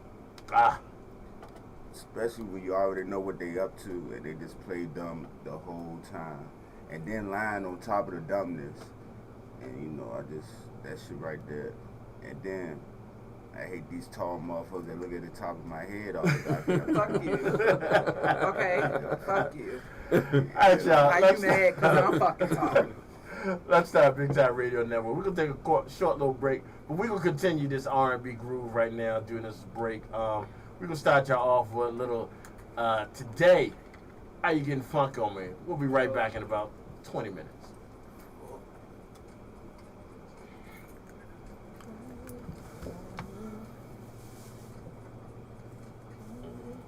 What's wrong? So I'm just saying, God was with me, because how didn't everything cut off? If it is, I don't know. Because I was thinking, I'm like, but yeah. I mean, even I was scared that this was gonna power the whole thing. Yeah, I don't know. But for me to sit here this long and it's my first time. Oh, you know what? I do know. I switched this. So now that's going. So this is plugged up. Remember the other day when I was messing with it over here? So the only thing we lost is the screen. That's good. Okay, and I did it for that reason because you know we can sometimes trip up on that. Pretty smooth so far, so see how the rest of the day goes. Okay. I know it's gonna be good anyway. So doing alright. Pretty good morning. You good? Hey, you know you can bring a chair here if my chair is uncomfortable for you. Thank you, I appreciate Yeah. that. We gotta get our lights back. No, the chair is actually comfortable. I be needing to stretch my legs out. You got to dim them down some. I be needing to stretch my legs Yeah. out. I only reason I said that because you got up and you're like half dressed, and I was like, I love that outfit. Thank you. With the long, I had the one on with the brown.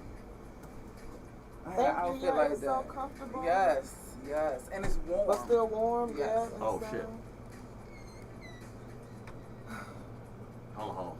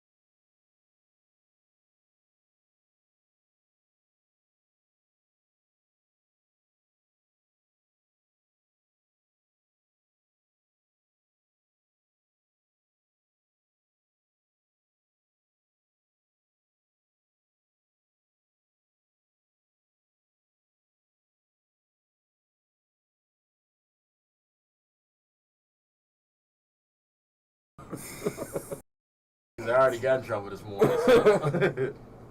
All right. What you do? Compliment you. Don't do that. Well, not really you, but I was the whole thigh crease. The whole bodies. I like women bodies type shit.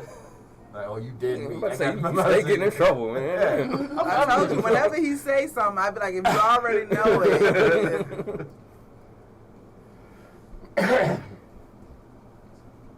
You want some water? Sure. Why are you whispering?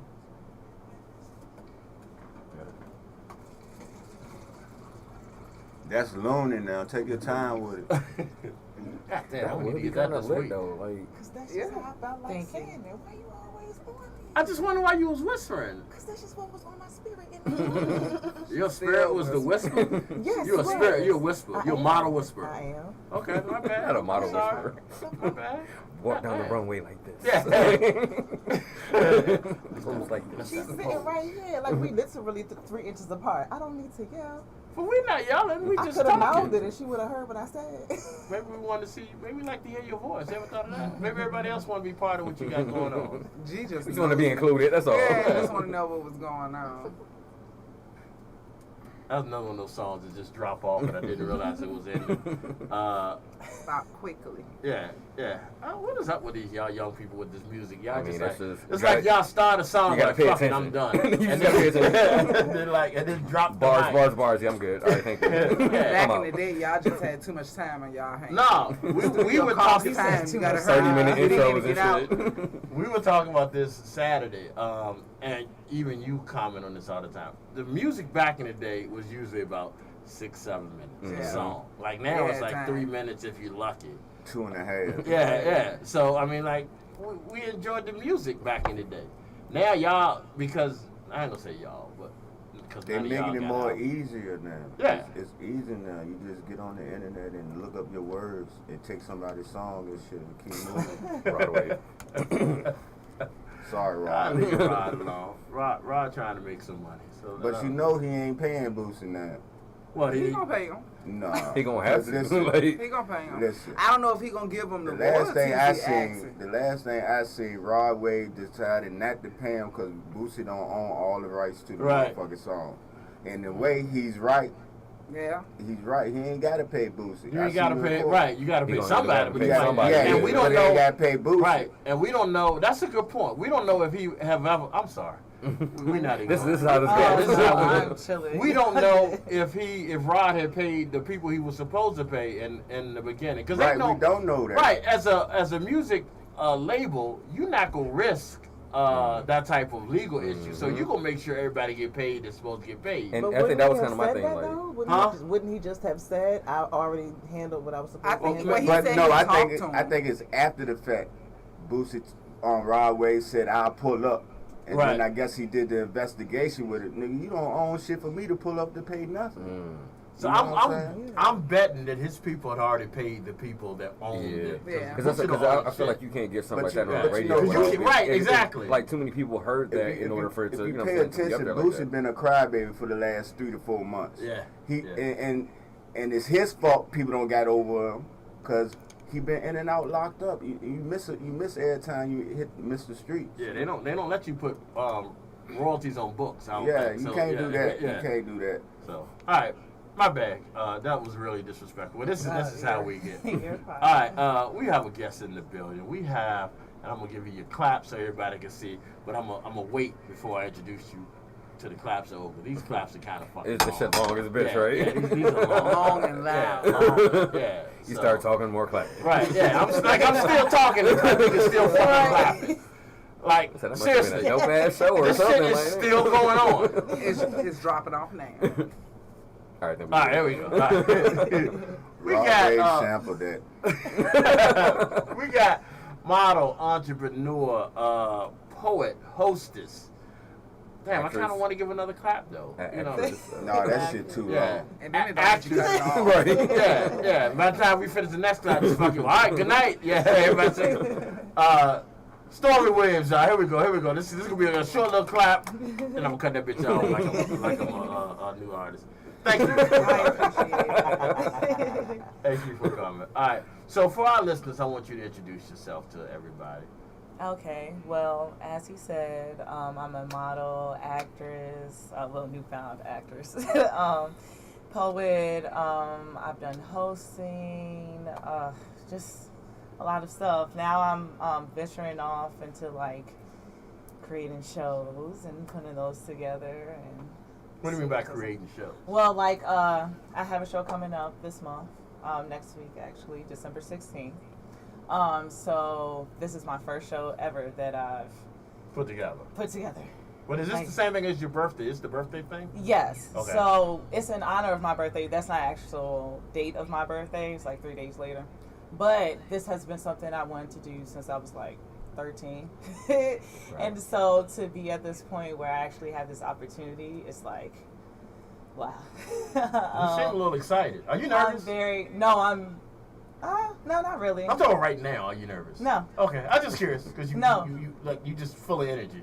That's me. Okay. As a person. All right. So, and when I talk about this, I am very excited. It's because it has been a long dream of mine, and I didn't think that I would really be able to pull it off, like this soon. I know it was a thought like when I was like 13, but I didn't really think I'd be in a position in life. Like I thought I'd just have some regular job, after school and stuff, college, and just live my life.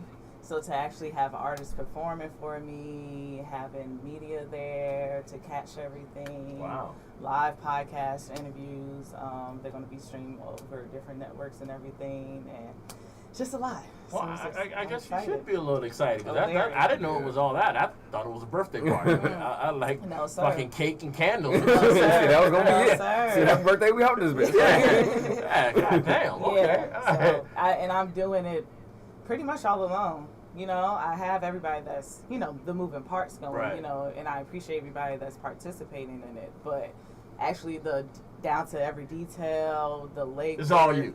The It's vision, me. everything is all you. Completely. Here, you know what? Here you go. There's another one more. Mm-hmm. Yeah, one more. Well, I'm gonna cut it short though. But one Thank more. you. Don't take it personal when I cut it short. No, but one more. That's amazing. That's amazing. I mean, this is something you've never done before. I mean, basically, you are an event coordinator right now. Yeah. We gonna add that to your list. Exactly. Yep. And I have studied. Like, I love going to shows. I love just networking. And, that's why I've been out here so long doing what I'm doing, But that's also the reason why I'm able to put this on. Because a lot of people I found, do support me and, really respect what I'm doing. Thing. Yeah. So, and by supporting others, studying what they are doing, I'm here now. Okay. All right. That's incredibly dope. So I know a couple of different things that you do. Of course, acting, poetry. So with modeling, how did you kind of get into modeling like that? I never wanted to do that. That was never a thing. I wanted to be a dancer, specifically a background dancer, and I also wanted to dance for Orlando and all that stuff. That was my thing. Okay. And maybe have my own studio, something like that, do choreography. But I'd be told oh, you should model and stuff when I was younger, and I was like, that's weird. I don't want to stand in front of a camera, and that's strange. And a little vain as well, But when in 2012, I had transferred to VCU, and they had the fashion department. They had to do a whole model casting call, and they made their own designs, and you had to do a photo shoot with that. They picked the models. So that's how I got first introduced to even doing the print and all of that stuff. I was in school for criminal justice, so it was no connection. Wow. Yeah. Okay. So fast forward, a close friend of mine called her my sister. She passed away. I was just we're here now. Okay. Just exploring different things, opportunities. A friend of mine, I know her as Lily, but Siobhan the model, she does all of that. She got me interested. She was like, come shoot with me. That's kind of how I got into that. 2015, 16.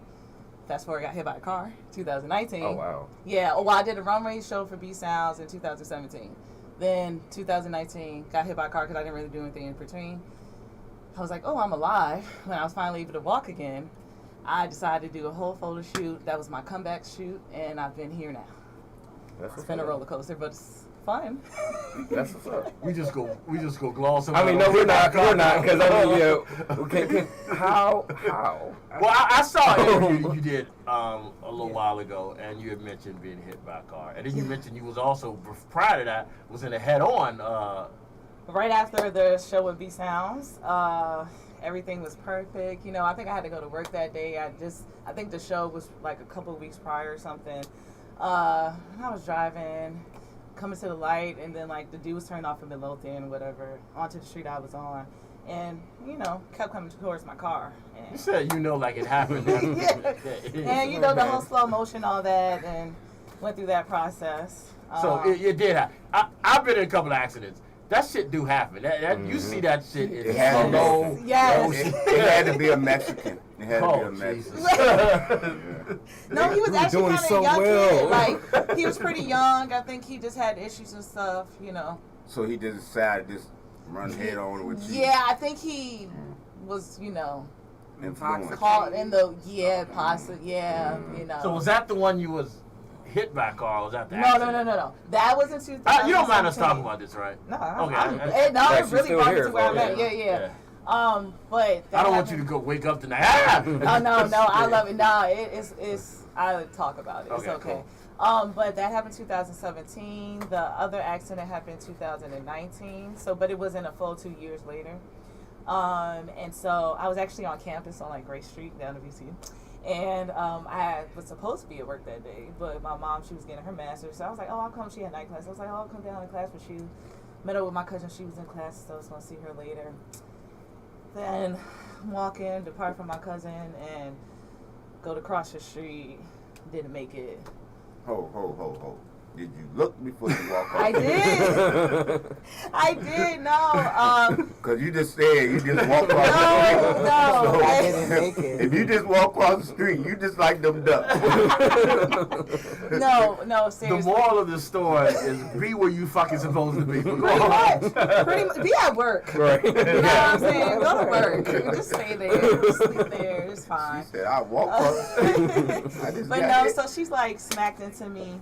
It's a whole drastic thing. I have a whole rod in this leg, actually, in my left leg. So it was like snapped and all that stuff. It was all dramatic and stuff. A lot of pain. That's not dramatic. That's a proper response Yeah. to something like that. Like you didn't get him out. No, I'm all right. Motherfucker said, walk it off. Right. Take me to the nurse office. So, and what happened, what was crazy, why I say it was a blessing in disguise. It's going to sound crazy, but no, it won't. Where my sister had MCV, I had to go to MCV because I was downtown. And that's why I would never go in there again because that's where my sister passed away at. Had to be there for a few days. So I had to sleep there, couldn't move, couldn't walk, all that. So I had to sit with that and work through those feelings and progress from there. So it was an experience. I had to learn how to walk again, did physical therapy, this and that. And now I'm kicking it. I'm not gonna give you another clap. But just know I'm clapping in the inside for you for that. Just know we're gonna look across the street. I think I need help now. My mom said it's because I snatched my hand away from her when I was like, I don't know, I was younger. I was like 12 or something when we was walking right down on VCU, and I snatched my hand away from her. Something. Well, I will be honest with you.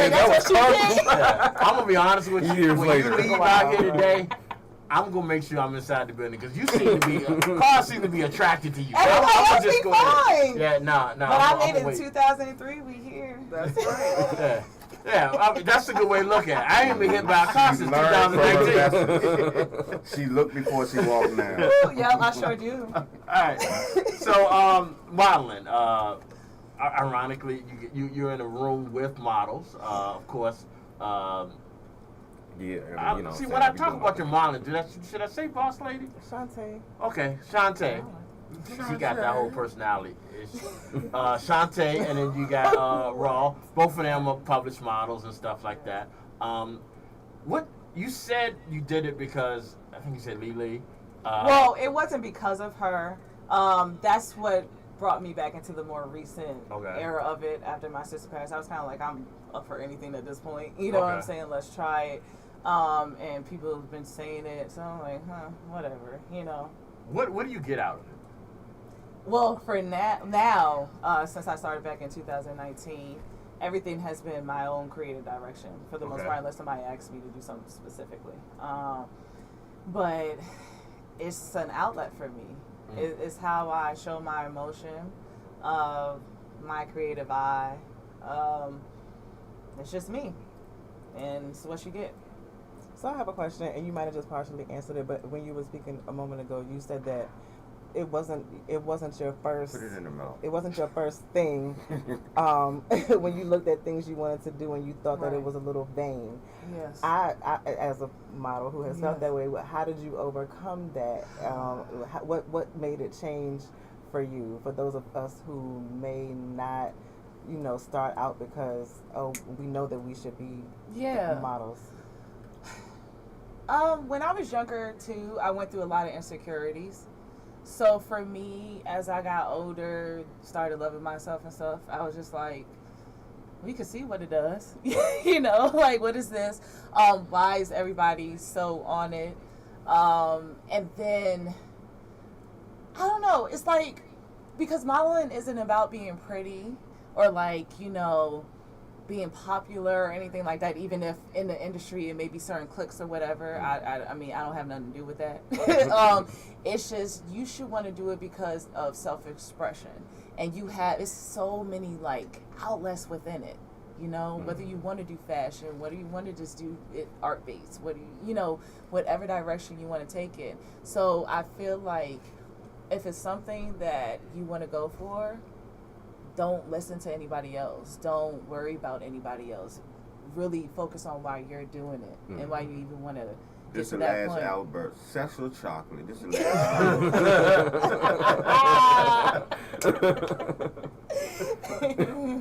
I like your attitude when it comes to modeling, because I deal with a lot of models, and a lot of them might get into it because they were told they were pretty or something like that.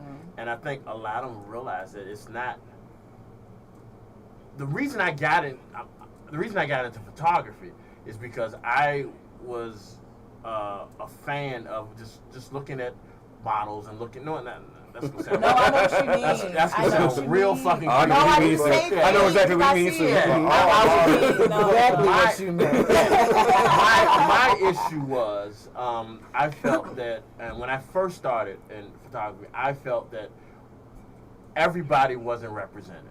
Yes. Like, we had so many of in my days, the Cindy Crawford and stuff, and the Twiggies and these little tiny, I don't think it encompassed everybody, and I felt that we had to do something. If they weren't going to do something, we had to do something to show that again, we ain't got no problem with these blonde-haired white women are not the epitome of standard of beauty. Exactly. And it's just, to me, I thought that it needed to be said. So like my first couple years of photography, all I shot was like plus size and BB, because I figured they needed their flowers. Right. Well, they needed a platform, because they did not have a platform. Then when I realized later on down the line that I was doing the same thing, I realized I was just like, I wouldn't shoot this person because they look like what everybody else shoot, and I realized I was doing this exact same thing. So now I'll deal with anybody, but it's just, that's why I asked you, what do you get out of it? I mean, because a lot of people, it's something that helps them get through a hard time. It's something that helps them get through. Some people just do it because it's fun. I love being on set. I have been published this year. Like, this year was my first time being published. It's been like about 7-8 times, but like, I've been in Pump Magazine, published in that, and then more recently was Venture Richmond, that magazine for My Selfie. They were like promo for that. So it's been a few other magazines and stuff like that. But so that's a cool thing. Right. That's like a goal. My next goal is like a cover. You know what I'm saying? But at the same time, for me, I don't care.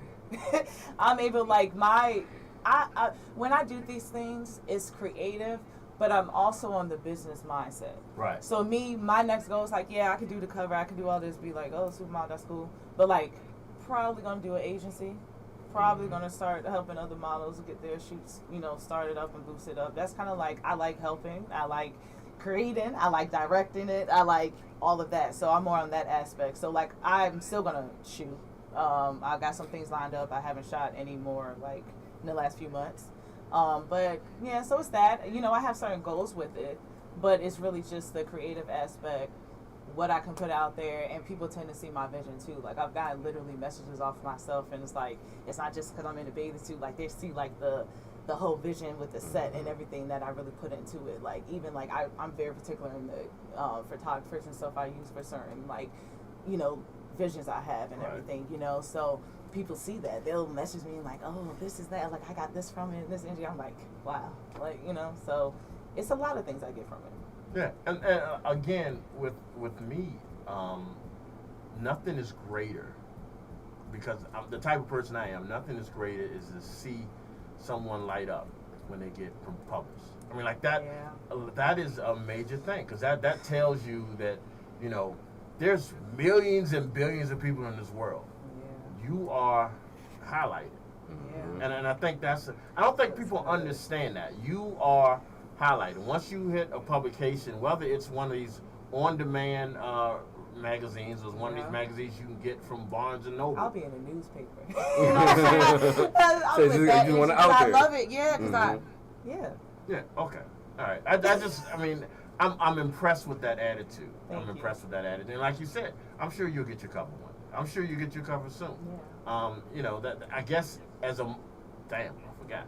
I guess as a model, that is like the epitome of what you're doing. And you don't have to, I'm not telling you not to, but you don't always have to be in an agency to do that. Sometimes, some of the best are freelance. I've been I'm staying that way. Yeah, that in my opinion, I'm not telling you not to or something like that. No, but I agree. Okay. And especially because I started in it a little older.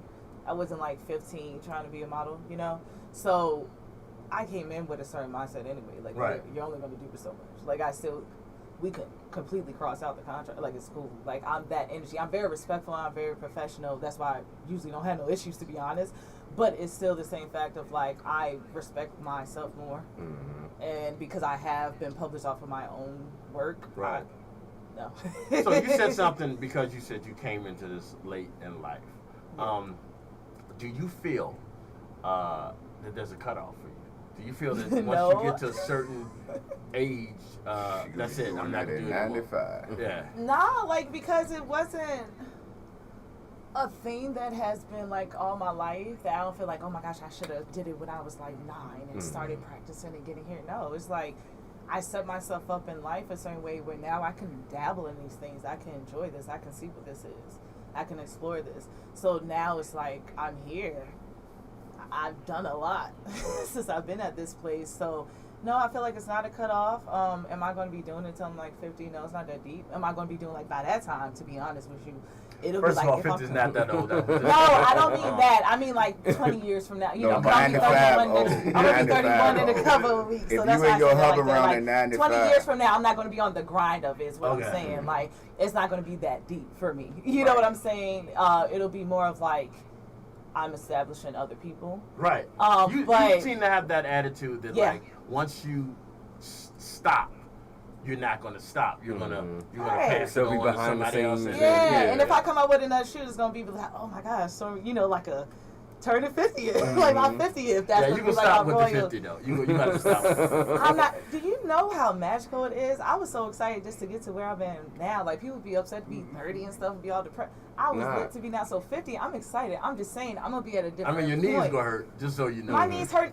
I had a ride on my knees out, cold, all that. I know. You know what? Forget I said that. My bad. Keep trying to tell you, it don't matter. Right. We good. So what has this brought you? I mean, because you said earlier that you are now an actress. Is that through the modeling? Because you've done music videos. I know that. I don't know. I came on this opportunity because Ethan, he directed it and also filmed it as well. You didn't get the whole name. Is it? You said Ethan? Okay, my bad. I didn't mean to put you on the spot like that. No, okay. it's my Shout out to Ethan. Ethan. Sorry, Ethan. He know who he is. They know who he is. Yeah, no, I just forget. It escapes me right now. But and it was really and it was. But he does around Richmond and everywhere else. He does film and directing and all that stuff. And Eric Brown was the writer and executive producer of it. And so Ethan hit me up with the opportunity, really more so. He had posted something like a few months before, I think like back in June, that there was going to be an opportunity coming up. So I don't know if it was directed towards that or just the, hey, you're out here, what's up? And it just was like, we need some extra people, and I was there, and it was just. You think you got the bug? Oh, heck yes. Yeah. Now, I'm saying that because we have a gentleman here on the team that just started in the movie. It's amazing. I saw some clips of it. Yeah, and I'm amazed on how good he is for it being his first time doing it. Right. And I know he caught the bug. So it's like I couldn't do it. Like my memory's not good enough. I even had no lines. That's the thing about it. No, but the energy on set, it was so professional, but it was so cool. It was like this. It was like a vibe. It was great energy, but it was professional. It was good spirits. No, we're far from that. But it was, but and it's called Cuff. Right. So it's pretty much the main star. He's, a gigolo and, has his different women and everything. So, for it to be like that type of movie, it's still a very like great movie and all that. It's not, too crazy, but it kind of looks at that lifestyle and exposes that. So, when you're dealing with people and you've never been in that environment, I really appreciated the professionalism and how it was treated and just the energy of it, especially because I was supposed to be like, a little seductive and stuff like that. We were at like, in a gym, and it was like, that was the setting, and it was just like, the different women looking at them and stuff. So it was cool. I love the energy because with modeling and all those things, especially me being independent and by myself, I still have to be careful and make sure I'm, protecting myself. So that's why, that stands out to me. So yeah, it was a good vibe. So yes, I caught the bug. I want to do more. I'm excited. And then the love they showed just even like at the premiere, and really like Eric really stood up and announced us and everything, like even the extras, like, by name, and that's really like put us, and they, like I said, were in the credits, even on like the poster, where, and they're like, they really are appreciative, and I love it. And like I said, they're turning into a series as well. Wow. So so they're working on season 1 now. So, and I'm definitely still in contact with them and everything. So hopefully, I'm like, well, if y'all listening, y'all make sure y'all put some on. And give us some fucking lines next week. I was a little late on the call, but no, it was cool though. It was a vibe. So yes, I have. I really I thought about it before, but not in a serious way. Okay. So to be here, it's like, all right, universe, let's go. So even though you ain't had no lines or nothing, you know what I'm saying? This nigga keeps showing the boot on my page. Stop that shit. So was it, for me, like everybody say, I don't see it, but everybody say, oh, that's you. That's you. Yes. So either you ain't had no lies, was you nervous on that? No. You won't nerve me either. No. Even the premiere, it was like, this fits. See, on my premiere, I was just going in some shorts and shit until I realized how serious this shit was with me being my first role. So I really dressed up for that shit, and it felt real good. Yeah. It's coming to an auditorium with people clapping and yelling your name. That shit, I been got the bug before they even put me in this shit. That's why this comedy shit is going so far for me, because it's like, I don't care. You ain't gotta ask me to come perform at your show. I'm gonna make myself available to you. You know what I'm saying? You already know how I roll, so. Yes, yeah, and I already seen you act. I already know what it is. So yes, it's definitely your thing for sure. For sure. Like I'm gonna see what it is with me. I like it, but it's definitely your thing. But as far as wanting it, I'm feeling it. So where does what you doing? Poetry, modeling, acting, hosting, like where does all of that kind of energy and kind of passion come from? I'm very much in my head, always been imaginative since I was younger, always thought of the what ifs, outside the box, all that stuff. So it's just a natural energy and drive to just like explore. Okay. And explore myself more so as I've gotten older, and seeing how far, like, what my reach is, and what I like testing myself a lot, but in a fun way. I'm not so hard on myself like I used to be. I'm strict sometimes, but I'm not too hard on myself. So like at this point, it's just like do what you want to do. And I made sure I could be here to do this. I made sure there was certain things I put in place. And then, like, I mean, to be quite honest, getting smacked by a car will kind of wake you up a little bit. I think I was kind of like... You just said the key words. You feel me? Like, that wakes me up. To walk again, to do all of this, to be here. I'm not saying I'll be in pain and all that stuff, dramatics, whatever. But that's... You keep saying dramatic, like you got stung by a bee. You got hit by a car. I don't want to make a scene. It could be worse. No, because, you know, I'm here and I could be a lot worse off. Right. You feel me? So that's why, like, I look at it like, it happened, but... There is no but. You got hit by a fucking car. Twice. Yeah. I know a dude from a mill got hit by a train.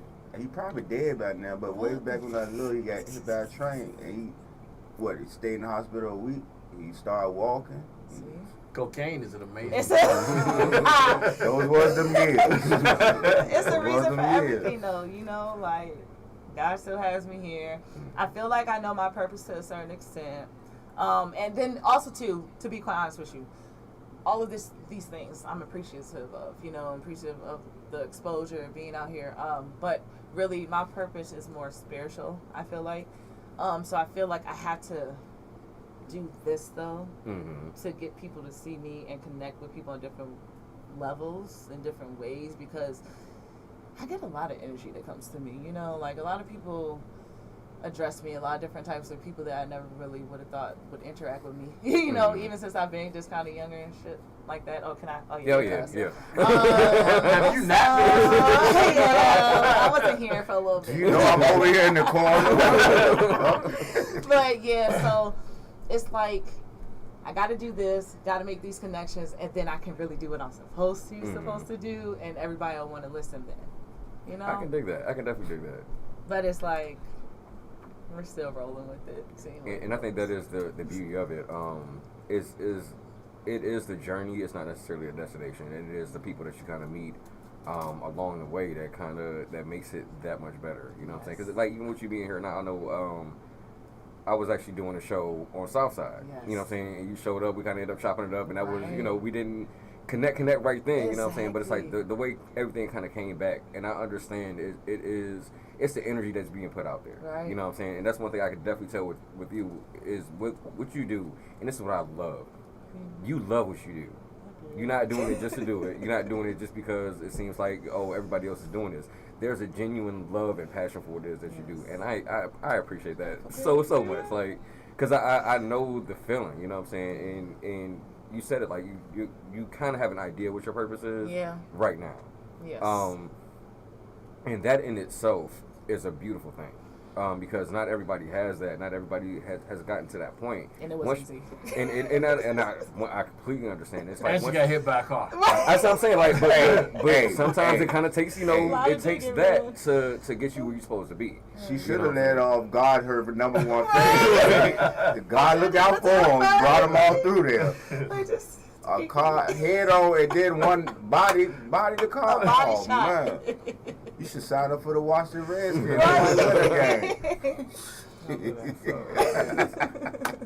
Yeah, I stopped laughing after that one. I didn't know whether we were raw or boss lady come across the table on that one. So somebody was gonna be mad about that one. All right, so let's get into poetry. What got you started with poetry?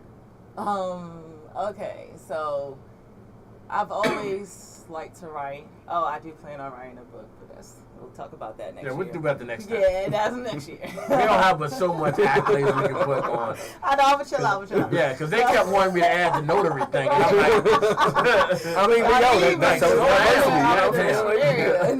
Very diverse. Matter of fact, I got some paper to get down.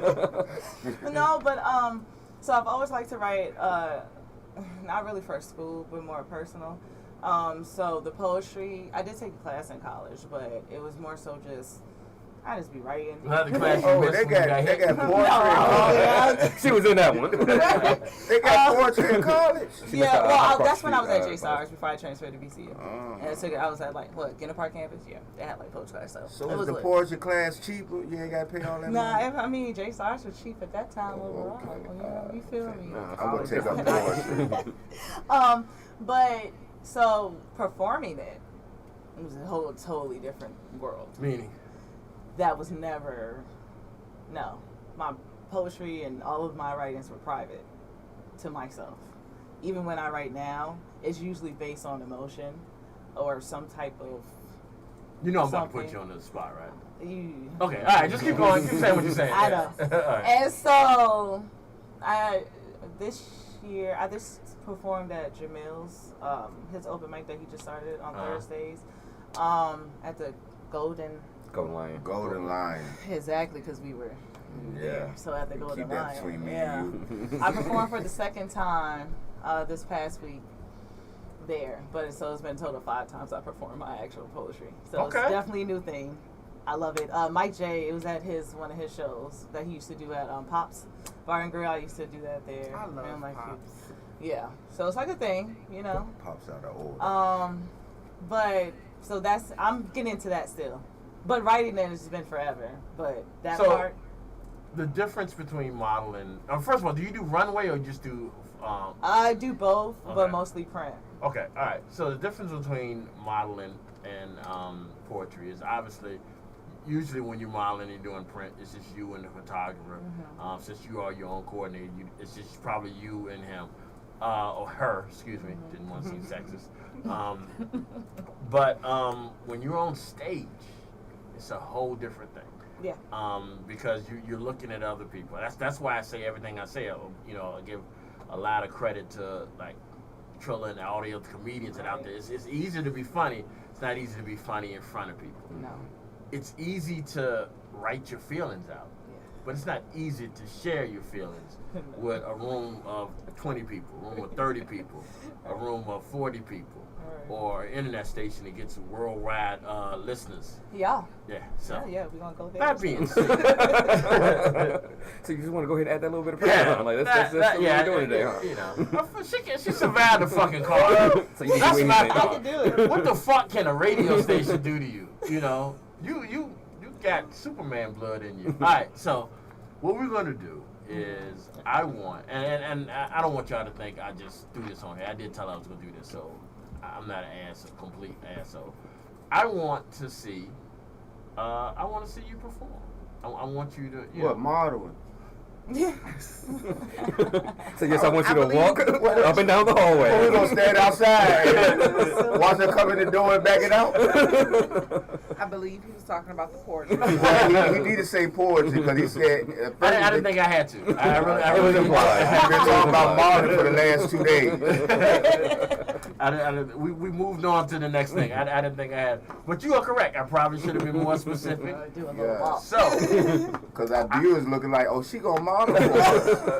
So I would like for you to recite a poem, spoken word, or whatever you want to consider for our listeners, if you don't mind. So what I'm gonna let me turn off this background music. Okay. And do whatever you need to do. You need to drink another cup of water. It's right here. All right, go ahead, go for it. This is.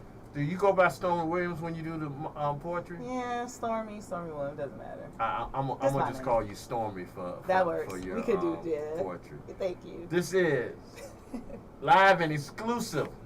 Lunchtime. Yeah, I'm doing this on purpose. I'm just trying I love this. But live and exclusive on Lunchtime in front of our thousands and thousands of listeners.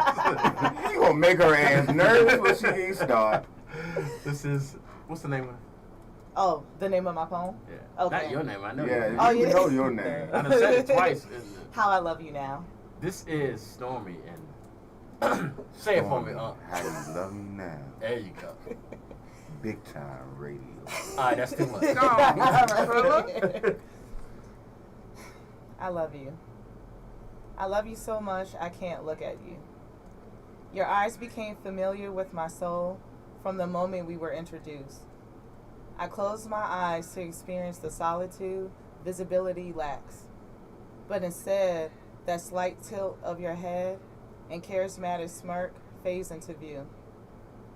I love you so much, I can't touch you. We experience a growing process of our own based on our friendship. A spiritual enhancement. When you grab my hand in the vortex, I would follow you anywhere. For a period of time, we experience sharing space and cuddles without expectations, but instead patience. Then we grew into the oneness of physical intimacy. I love you so much, I can't trust you. The one time you hugged me and said I needed this, that was the moment I knew you would drain me. The milking of my vulnerability was insane. Consuming my heart so you'll be provided with one. I love you. I love you so much that when I see you, my heart glitches. There is a wound in my heart where the love for you used to be.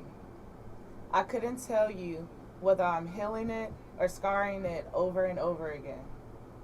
Now, I miss you, and I'm frustrated. I love you. That's it. I can't snap my fingers, so give it a round of applause. Don't do the claps, you do the snaps. I got arthritis. Yeah, my finger's too short, so goddamn. Yeah. This is a stupid question. Personal? Yeah. Okay. Yeah. Judge. I said it was a stupid question. But everything may not necessarily be recent. It may just be me going into that space for that moment, like actually dealing with it. That was nice of you, because he's sitting there well, this motherfucker. Yeah. That was nice. That's nice. Let me ask you a question. This is as a novice. Because I really am not, like I said, my first time ever going to a spoken word poetry event is I went to one of Boss's events one time. I didn't think I was gonna like it. I didn't think I was gonna like it. I really didn't. Yeah, I didn't think I was gonna like it, and that's when I met Khalil, and completely changed my whole mindset about spoken word artists, about poetry, about because I'm a hip hop head, so I like lyrics. Okay. But it really completely changed my whole mindset about the whole art form. Yeah. Like I didn't respect it at first. Oh, okay. I'm strong words. I ain't. Yeah. I mean, but it's like she bought her fist up too. She bought her fist up. She ready to go. Yeah, but I said I didn't. She's not really gonna hit me. I did. We got high security. Yeah. Now I would like to think. I know y'all know, but I would like to think. I mean, if she got across this motherfucking table, you're the one that's gonna rat on us. I would like to think y'all would stop her at least. I'm just saying. We need to get that. Look, pick one day. If I got to get with it, she gonna hit you. I'm really looking at Boss Lady, because Boss Lady the one right there can grab her. And she tripped. I think with that look on her face, she gonna let something happen. Boss Lady like shit, not shit. And it's like, all that shit you talk about me this morning.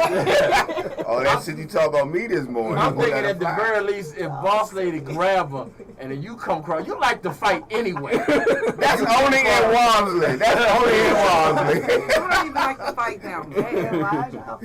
Anyway, only thing I'm fighting in is this cord back here. Make sure don't get your goddamn hand away from me. That's the only thing I'm fighting. Damn hands off of shit. I mean, but like I said, I've come to be very impressed with because you don't think about it when you don't respect it in the past. Mm-hmm. You don't think about how deep and emotional the things you all say, and the fact that you all give so much of yourselves.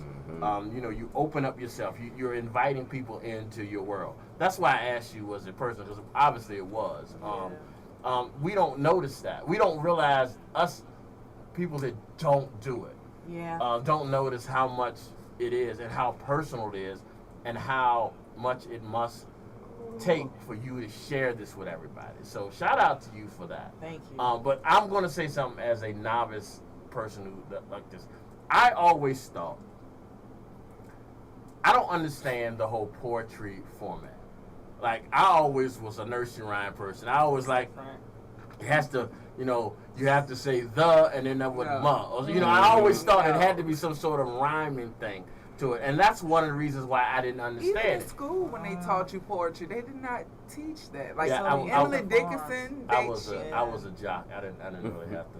So that's true. When y'all play sports, they really don't care about y'all. My senior year, I had 3 study halls. Shit, I missed 76 class, and one class still played football. I had 3 study halls. Yeah, I'm not shitting on the I passed lunch and gym though. Yeah, I passed all I had that. 3 study halls and I was a gym aide, so that was 4 classes right there.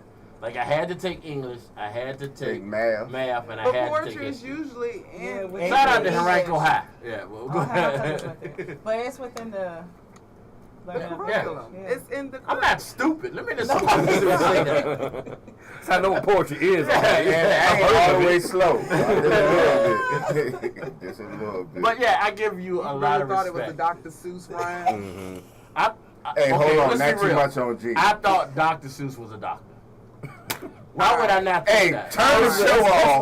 Why would I not think that? And you gonna hold that down? No, because Dr. Seuss, of course. I mean, technically, Dr. Seuss was a doctor. This nigga green. Nah, I didn't think that Dr. Dre was a doctor. Like, that was not a thought at all. I mean, by then I was an adult. Seuss, you know what I'm saying? Like, I would think Dr. Dre was a doctor. So I knew. He worked on beats. Yeah. Okay. Yep. But you know, like, when you're a kid, you hear shit like, Dr. Dre. Yeah. I mean, I wasn't a kid when Dr. Dre came out, so I knew better. Maybe Grown adult. Dr. Grown Seuss, adult. I thought Dr. Seuss was a real person. Who's Dr. Seuss want doctor? green eggs and ham. It wasn't no green motherfucker sitting there. Dr. Seuss is a real person. Look him up on the internet. Huh? That's this old white dude. But Yeah. that's who he is. But I just thought he was a doctor. But see, growing up, doctors were the doctors. Right. The Like, health if you was a doctor. doctor, you like, said I you didn't was a know doctor. there was a doctor, education doctor, all that. Like, they used to, when I used to watch Cosby Show, You thought that's why he got putting them pills in the jello. What about it? Thought Bill was no damn. I thought Bill Cosby. I mean, remind you, I'm in my early teens, something like that. So I thought halfway to Bill 30. Cosby, it would come across the thing, Dr. William H. Cosby. I thought he was a doctor. Mm-hmm. I thought, like, You didn't know you can get your doctorate. I didn't know that. Okay.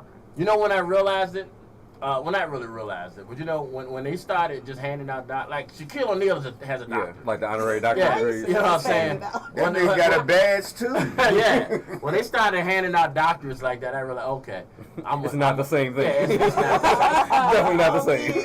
Because if they just saying you can be a medical doctor, that's the problem. Yeah. They're like, we worked 15 years for this shit. Right, and they just handing this shit out just because he put a wing on Temple University. But, and then you go raping bitches. But anyway, Never. We're back. Always those. Who the rapist?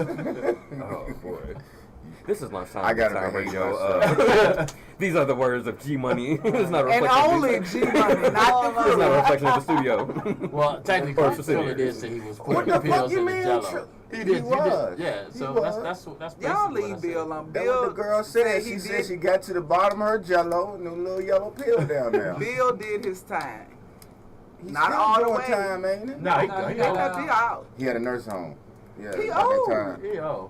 I Is he mean, blind too, or almost Yeah, blind? yeah. Bill fucked up. He better be I love blind. Bill Cosby. Don't get me wrong. I grew up on Bill Cosby, but Ghost he Dad was a great movie. And it was. Fuck, Great no, movie. it was What? not. That shit was great. I love Ghost Dad, man. That shit was great. Are you serious? Yes. Yes, and maybe it's nostalgia. You know what? You Ghost might be Dad was right. great. I'm thinking Leonard Six. Leonard Part 6. That shit was good too because it was a spoof. It wasn't supposed to be good. So that's what made it good because it wasn't supposed to be good. what type Leonard of Part shit is 6. that? Right. It's like Pootie Tang. Pootie Tang is a terrible movie, but it's Yeah, good. it's But- the same. It's the same shit. See, That's you what see my that? couple was saying. Same That's thing. what my But it couple was is a bad one. Yeah, But it's a horror. But it's God, so it's bad. awful, It's but good. it's Black saying. Dynamite. Pity on the running guy. Oh, Black Dynamite is just good, period. I'm sorry. That's a great movie.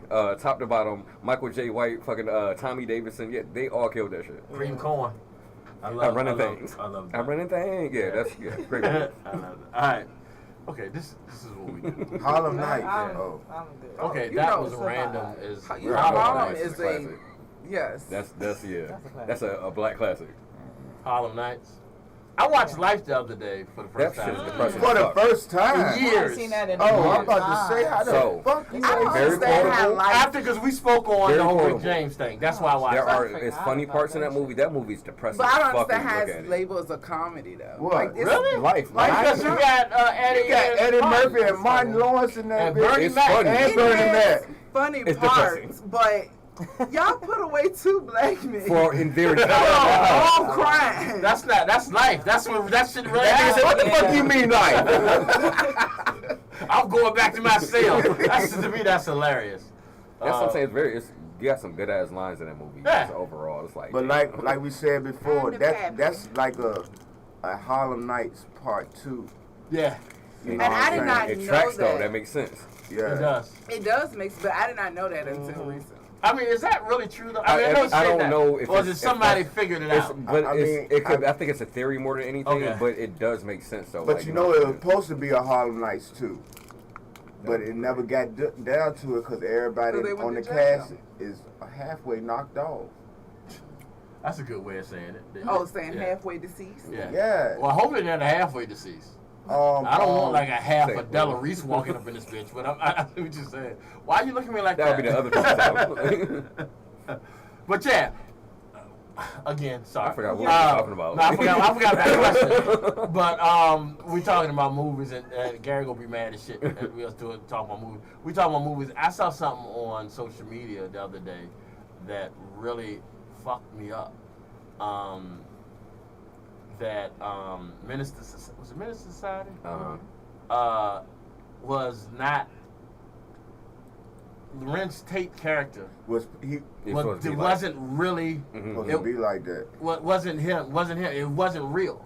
It was the Trey's alter ego. Is that true? I saw that too. I feel like I would have to watch the movie again. I started thinking about shit, and it made sense. But at the end of the day, the grandparents seen it. I know what you're saying, but they was always interacting together. with the Lorenz Tate's character. See, like I said, I haven't watched that in years. Like social media fuck you up. Right. Yeah, they say anything. Sinbad.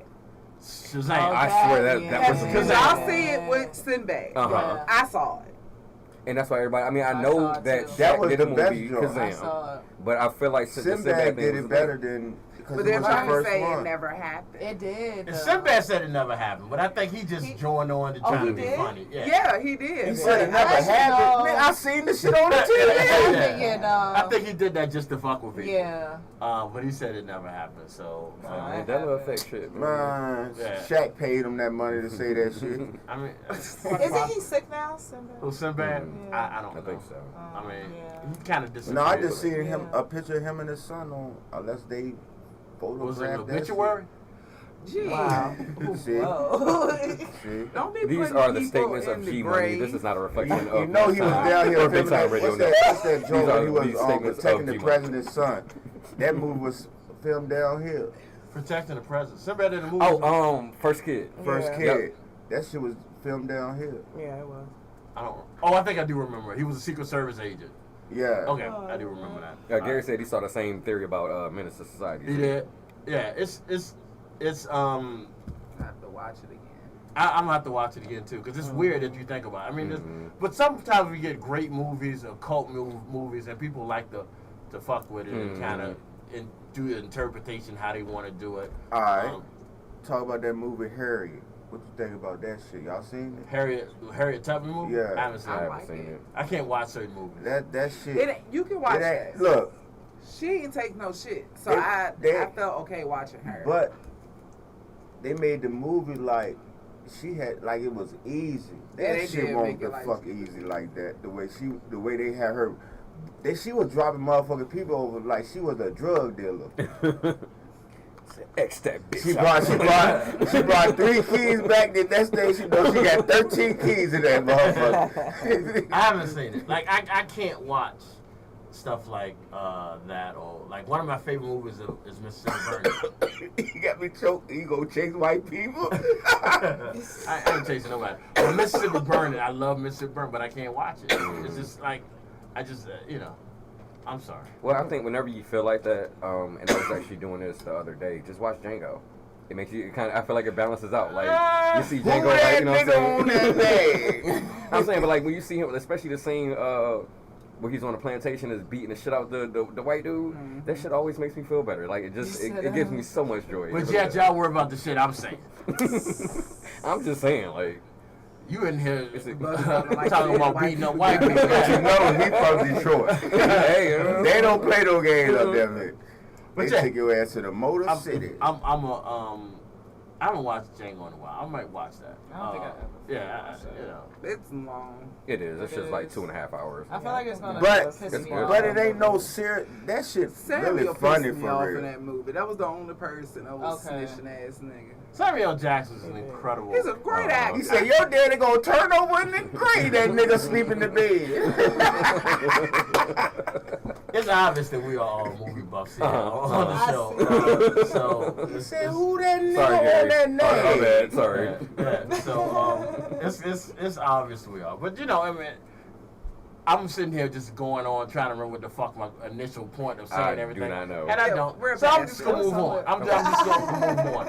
All right, blame it on Triller. Put me on some more punishment. No, you all punishment. Depends on what's in that drink. I'm matter of fact, gone. I'm gonna ask you a question that we've been talking about today. Okay. We've been talking about pet peeves. Okay. All right. What would you consider some of your major pet peeves? Not original or pet, but something that you don't like. I don't know. I don't like, I mean, the simple stuff, like liars, things like that. Like, if I'm a very direct person. Right. So it's like, I don't care if you don't like me, you got an issue with me.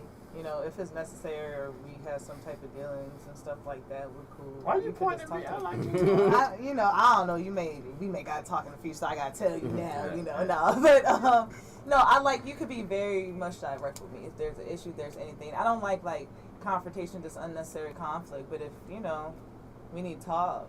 I mean, it's not that deep. Even if you don't like what the hell I say, it is what it is. You know, because I've worked on my delivery, so I wouldn't say it like that. But you know, like. So that's a pet peeve, just not bringing, you know, being honest. Right? Yeah, just being direct, not being direct, I should say. I hate confrontation. Yeah. Do you? I do. I was about to say, I hate confrontation. I do. I will avoid, like, my thing I tell people, if I argue with you, then I don't really like you. But arguing and being direct are different. Well, no, that's my point. You're saying you don't like the argument, Like, I would rather than, because arguments sometimes can lead into some, you know. Right. Somebody gonna say something that they might not mean, or so I give in. I like, okay, fine. Agree to disagree is like my mantra. Like, fine. I don't care. I'm not gonna go back and forth with you. Right. You know, about something that is meaningless. With these right. niggas. Cause I'm living my best life. Yeah, I'm living my best life. Damn right. That's one of the things. All right, give me another pet peeve. Give me a pet peeve in your professional life, in your career, in the modeling. Give me something you dislike about that you dealt with in the past. It is a good one, but to be honest, I haven't had that many issues. Like, everything has been perfect. I don't like things to be unprofessional. That bothers me. You know what I'm saying? Like, if things aren't organized and, like, put together, I don't like that. Unless I'm supposed to be helping you organize and put it together. You know what I'm saying? I don't like coming in on, like, if things happen, so I'm okay with room for that. Right. But I don't like just, like, unnecessary stuff that could have just been set up or, you know. Done right the first time. Yeah, but it's really more so that, but I haven't really came across that too much in that modeling world. So yeah, that's about it. I haven't been made, like, I've been very blessed because I haven't been, like, put in uncomfortable positions and stuff. And then, like, the first signs of that, like I said, because I am older coming into this and really doing this, I don't feel thirsty to do anything. So you'll get up and leave? Yeah. Or we won't even start. Like, depending on how you even approach me with even the conversation and all of that. Okay, not naming names. Have you had that situation happen that you felt uncomfortable? Slightly, but nothing like aggressive and extreme. Like maybe just like in my message, you kind of was flirtation, and then all of a sudden you wouldn't like do a shoot, and you're really into like, oh, why don't we shoot this, or you wear this, and those type of things, you know. Stop. Like certain lingerie. That wasn't me, was it? A little. Trying to think back. How you don't know how you come off at a customer? So it's just stuff like that, but I haven't had anything too crazy. So, and I don't like cliquey stuff, like things based on. Now, like I could move in a lot of different circles. I get along with a lot of different people because I also just I don't care. Like I'm not click up with nobody, right? But I do like certain energies, so I'll repeat certain, going around certain people, of course. But that doesn't mean that like I'm against anybody else. So like, because there's a lot of things that happens in Richmond and in this industry, in this world down here. So I like to make those things clear. But then I really don't care if you don't like me because of a human and we grown. That's on you. So I don't like things like that. That weirdness. Because I am very open and I don't have nothing to do with anything. I know a lot of things, but I also don't be in nobody's business, if that makes sense. Let me ask you a question. Let me ask you chocolate. Because your personality to me, and I could be wrong, I don't know, I just met you, but your personality to me seems like you get along with everybody. I know. You said you don't? I said enough. Oh, enough. Okay. All right. She give you an inch. Don't take that yard. You changed what I was about to say. No, I'm just joking. No, go ahead. How do you deal with a situation like?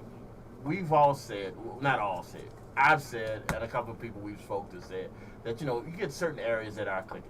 Like certain people that deal with a circle and don't hardly ever come out of that circle. Right.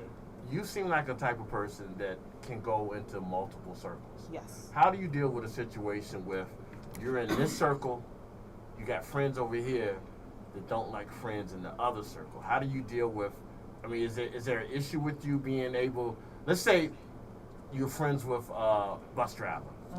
And bus driver and boss lady don't like each other, but you're also friends with boss lady. How do you deal with that as far as conquering the whole cliquish thing? Because I think a lot of people, this will kind of erase the whole cliquish thing if we get people to able to, to kind of interlink those circles. Circles. How do you do that? That literally has nothing to do with me. There it is. So like, most of the time what I've noticed, because I have been in those positions, you feel me? So most of the time what I notice is that people put themselves in a lot of dumb shit. Right. Especially here. A lot of people try to get over. A lot of people, it's a lot of crab in the bear energy. No offense to nobody. I love everybody, but it's the truth. Okay? So when I've come out doing any of these things, it's been solo dolo. There hasn't been no clique. I don't have a lot of friends. Is that why? Because you kind of keep to yourself? Yeah, like life experience. Like I can't go in circles. Everybody, good energy. I love everybody, right? If you dance somebody with you, you probably wouldn't got hit by that car though. Hey, don't you do that. She didn't look across the road. Yeah, and I wasn't where I'm at now, She was alright. It was alright. But because, it stems from because I'm not from here. You're not? No, I'm from New York originally, but I've been out here for like. Shit, that's where you supposed to look across the road, walking the street. There's a lot going on. Okay. No, but so I had to deal with like people liking me, then not liking me, and then it being the whole "you're from New York" thing, and it's the whole. I don't know, just weird clique of stuff. I'm a female. I had to deal with that. I'm a female that gets along with dudes well without having to slut myself out. Yeah. So then I get a lot of females that don't fuck with me for real. So I had to deal with a lot of these things already. But then I've had a lot of people that like been friends. But then I had a lot of people that have been like sisters, and they're nowhere to be found right now. Love them in theory as humans, but they're not here. You feel me? So again, coming into this, what am I going to click up for? Right. What am I going to, deal with that for? So the time I had to deal with that, I just had to make a choice. Like in those moments, who was really there for me, who was really supporting me, who was really like, especially career-based, because I don't just have friends in the industry like that. I have people that are cool, like, and I respect you enough as a friend, but I take that word kind of seriously too, just through what I've been through. So it's like, I haven't really, Fuck was that? That was my good answer. That's a new button. Yeah. You don't hit that too much. I'm trying new buttons. Yeah. So that's pretty much it. So like that's how I dealt with it. I just at that moment those people were it wasn't really a side. Like either if you not treating me weird, if I'm coming to an event and stuff, and then I'm going to speak to you more than likely. Unless it's something extreme you did, unless it's something really kind of evil, kind of sick, I don't really vibe with that. Other stuff like that friendship stuff, or y'all went through some beef and now y'all don't like each other, I don't care. Because more than likely, I wasn't even sure what happened. I'm being told by both sides something. Both sound suspicious in goddamn way. And if I say that, then I'm wrong. Because I'd be like, both of y'all motherfuckers sound stupid. But then, because I'm that friend. I'm that one. We're not doing, you know what I'm saying? If y'all don't like each other, I'm grown at this point. Right, I was gonna say, I think when you become an adult, you realize that everybody doesn't have to like everybody else. Like, I'm not for everybody. Everybody's not gonna like me. I'm okay with that. I love that. Everybody likes you though. It's to the point where you would be surprised though, but the people who matter don't mind, and the people who mind don't matter. Exactly. And like that's it. And then too, I do like being like when I know they don't like me, as long as like they ain't trying to like harm me. I really do like, especially if it's an event or something. I know there's gonna be some people there that don't favor me. Like they're not gonna do nothing, but they don't favor me. I love it even more.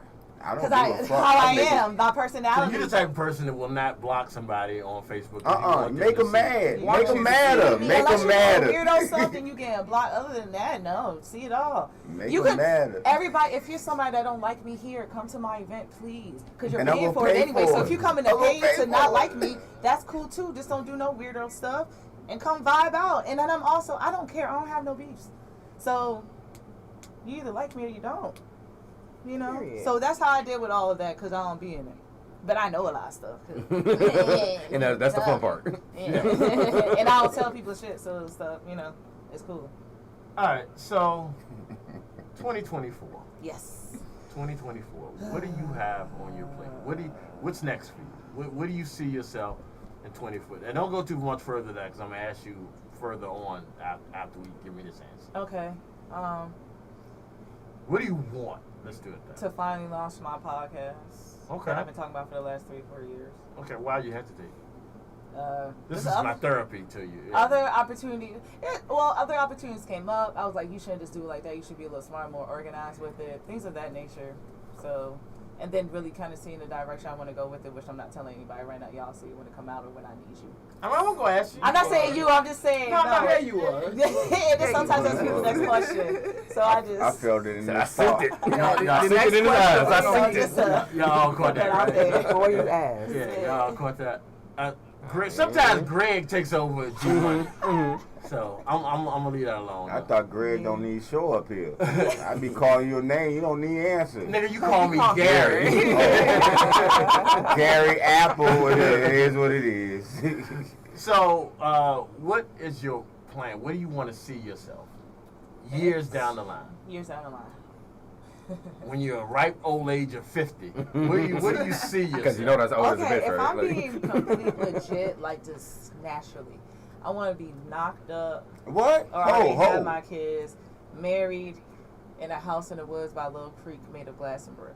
At 50, you want to be knocked up? You want to be knocked your legs in the air. Y'all know what the hell I mean. Okay. But you know what the point, but just like my future going on, like just outside of the industry stuff. So you going to wait till you're 49? No. So your kids going to be mad. See, I don't have it. They are. But see, I don't have any children right now. Yeah. But it's been a thing. But until then, I'm just like in the motion, enjoying life, setting myself up so by the time I get to that point, just start trying to keep working myself because I figured if it was going to happen, I'll be at that point.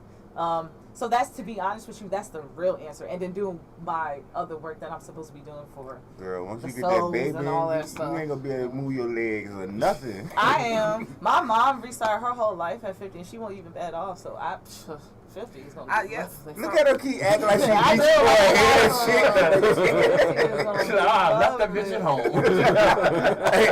They don't got it on today. Oh my God. Don't ever do that in front of me again. My long locks. All right. I appreciate you coming today. This was really great. I will definitely follow you from what you're doing from now on. I really think you have the right attitude to succeed in this. You definitely have the right personality to go far in what you're doing. Once again, let everybody know what you got going on next week, how to get in touch with you, all your social media, and everything like that. And is there like a way to get an invitation or something to this? Or Invite. Okay. Eventbrite. I said invite. Right. Eventbrite. But it's all on my Instagram and my Facebook. So my Instagram is Empress Storm.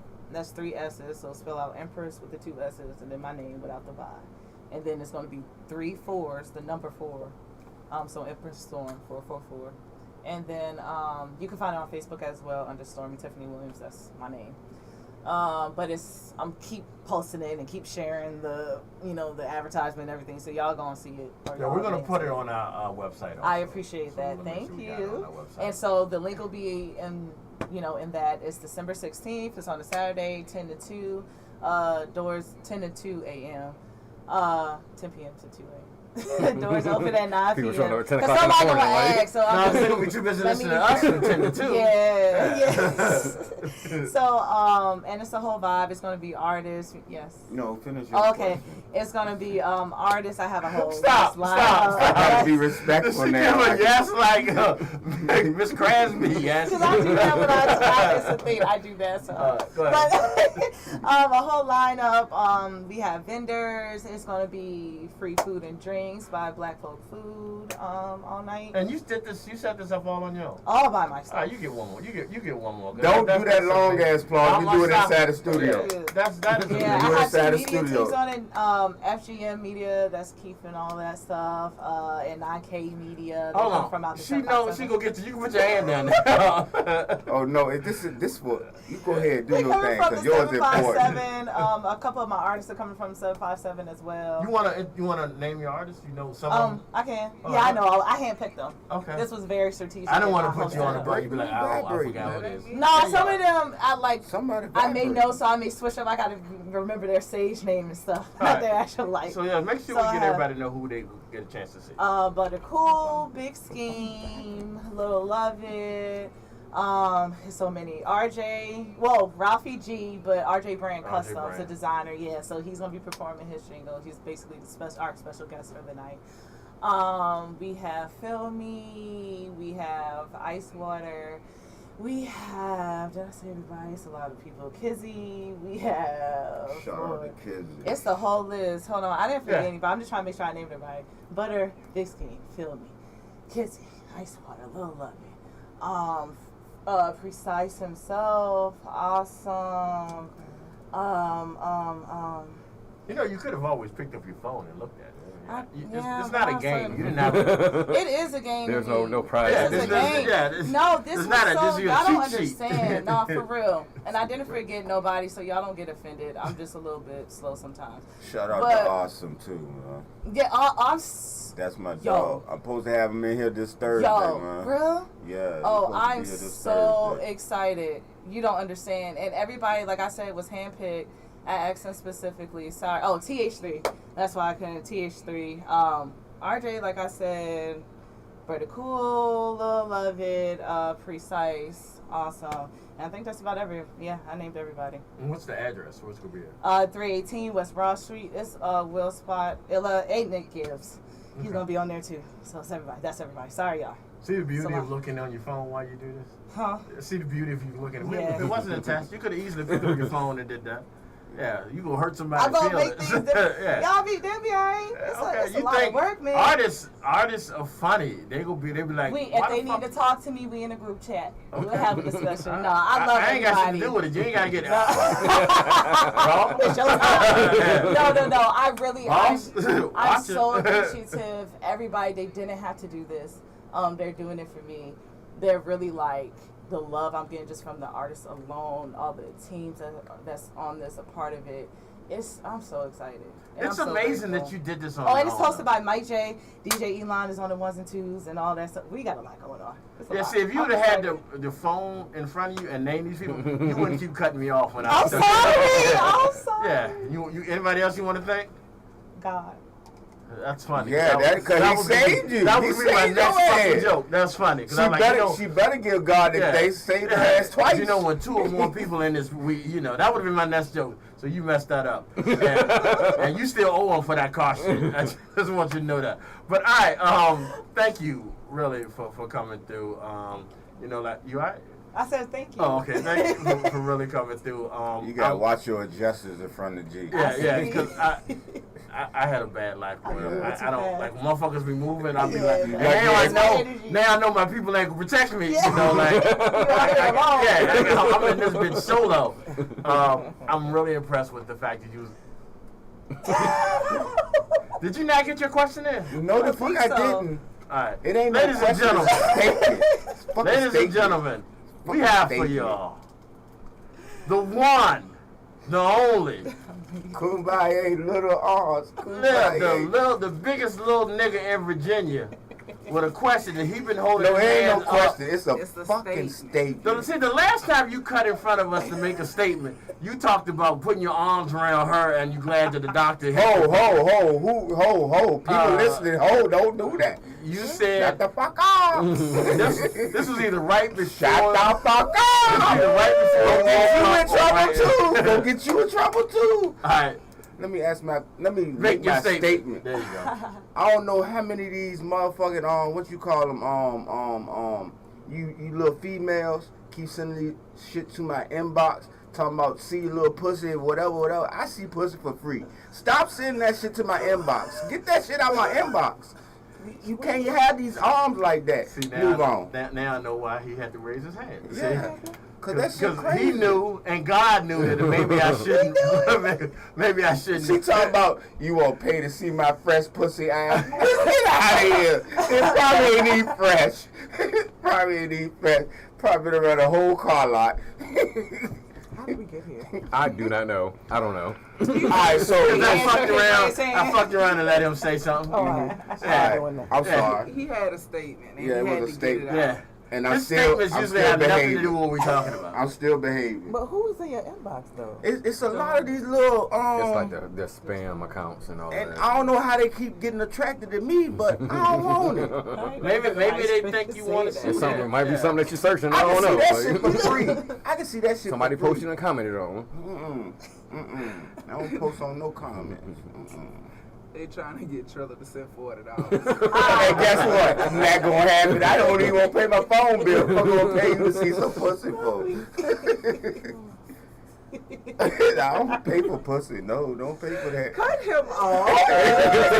Let him go.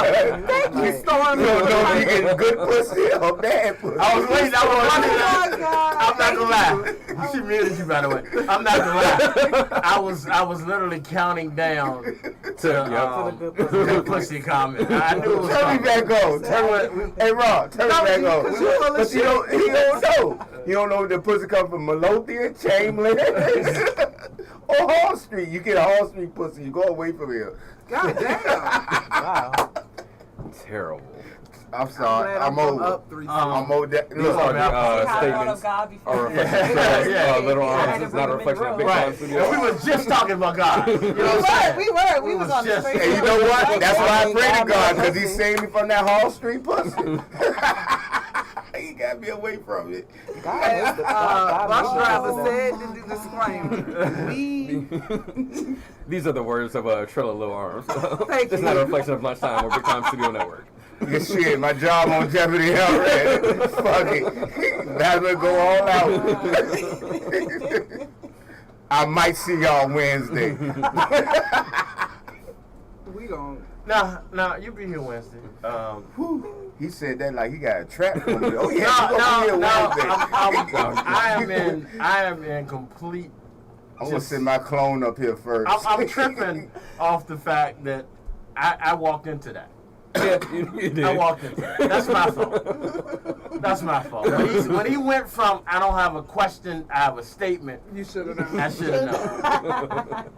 I should have known. That was your That's a makeup for Friday. Yeah, I should have known. Yeah. It was quiet as a bitch in here Friday. Now you don't. Yeah, I'm back. Yeah. Okay. Trilla is here. Welcome back, Trilla. We glad to have you. And whoever out there, And now you can check the cup. whoever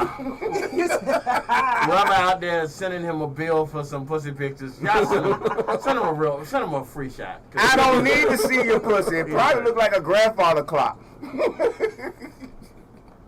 We all got quiet because everybody's sitting there thinking, what the fuck would I'm looking at it. I'm talking about what it looks like. Yeah. Cobwebs. Because you know he got the long teeth. Oh my God. All right, well. All right. Thank you. Thank you. I appreciate you. I told you when you walked in, this would be like any interview you've ever done. I told you when you walked in. It was an experience, but a nice one. Yeah, And for some reason, it's getting hotter and hotter. Yeah, I tried to say I'm in the pool pit with passing the offer. Y'all ain't trying to put shit in there. Fuck. Shit. Y'all got all the models got the L over that shit. That's how y'all treat y'all. Shit. Boss lady, let everybody know how to get in touch with you, dude. God damn. Gotta take my shirt off. This nigga really Run my head like a helicopter. I cannot. You can follow me on IG at MSANGELSHANTAE. That's all I got. Trilla, I'm gonna let you go next. You gonna let me go first? Yeah, I'm gonna let you go next. Hey, look, man. On Instagram, it's Trilla 3 times. On Facebook, it's Eric Wilkson 3 times. Hey, look, check out Black Sheep. It's coming to Tubi near you. I mean, on your phone. But Trillaway Thursday at 5 with DJ Ace and my co-host Tink. It's gonna be lit, man. My so-called guest awesome supposed to come through, but he gonna come. So-called. Don't do that. Don't do that. Like, he definitely ain't coming out. I don't. Hey, look, it's Trillaway. He gonna be at the crib now. We're not doing that. It's gonna be 100 all the way around. He know what it is. I know what it is. It's gonna be 100 all the way around. See you Thursday if you come. Bus driver. Yeah, he ain't coming.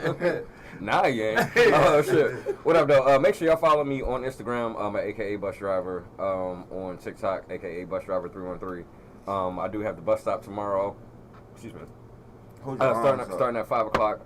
Got special guest, Trey City, a comedian.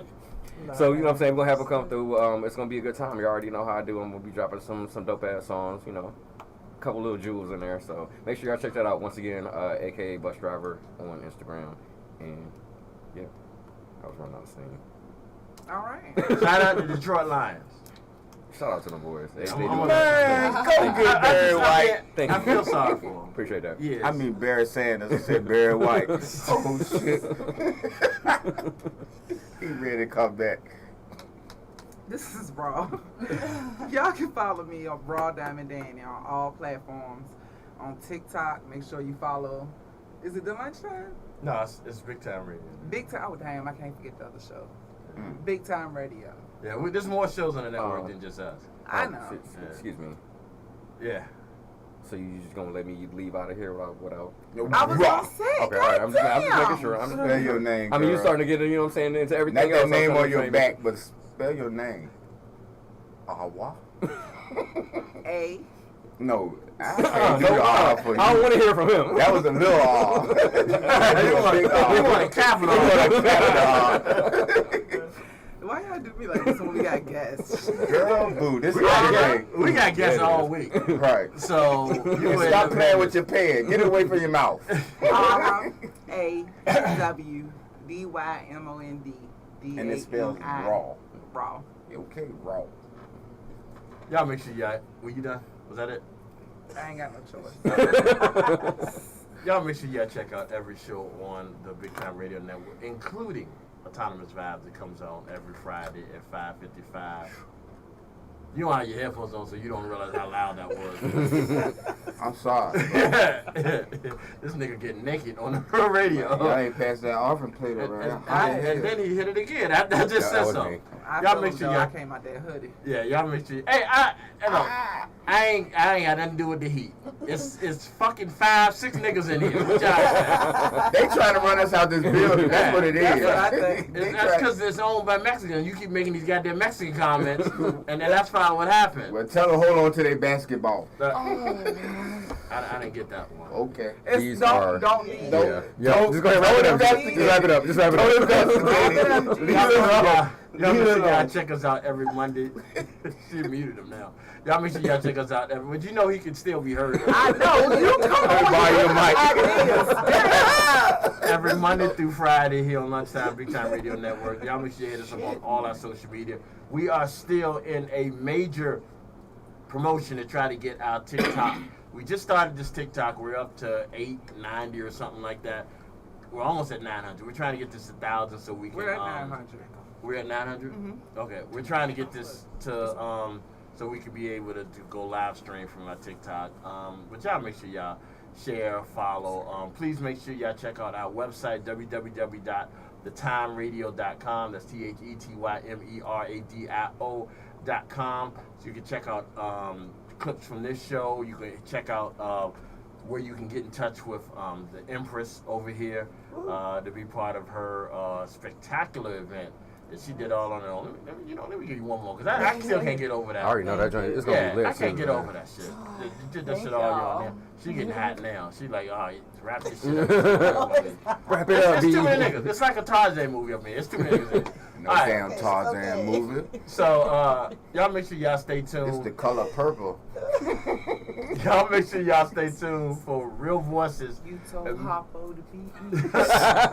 Immediately following this. And then Alright, we're doing Real business Voices. now. We're doing With Gary Hughes at 2 p.m. Real Voices with Gary Hughes at 2 p.m. After that, we have the Afternoon Drive with DJ Rockwell. Following that, we have the EP's playlist.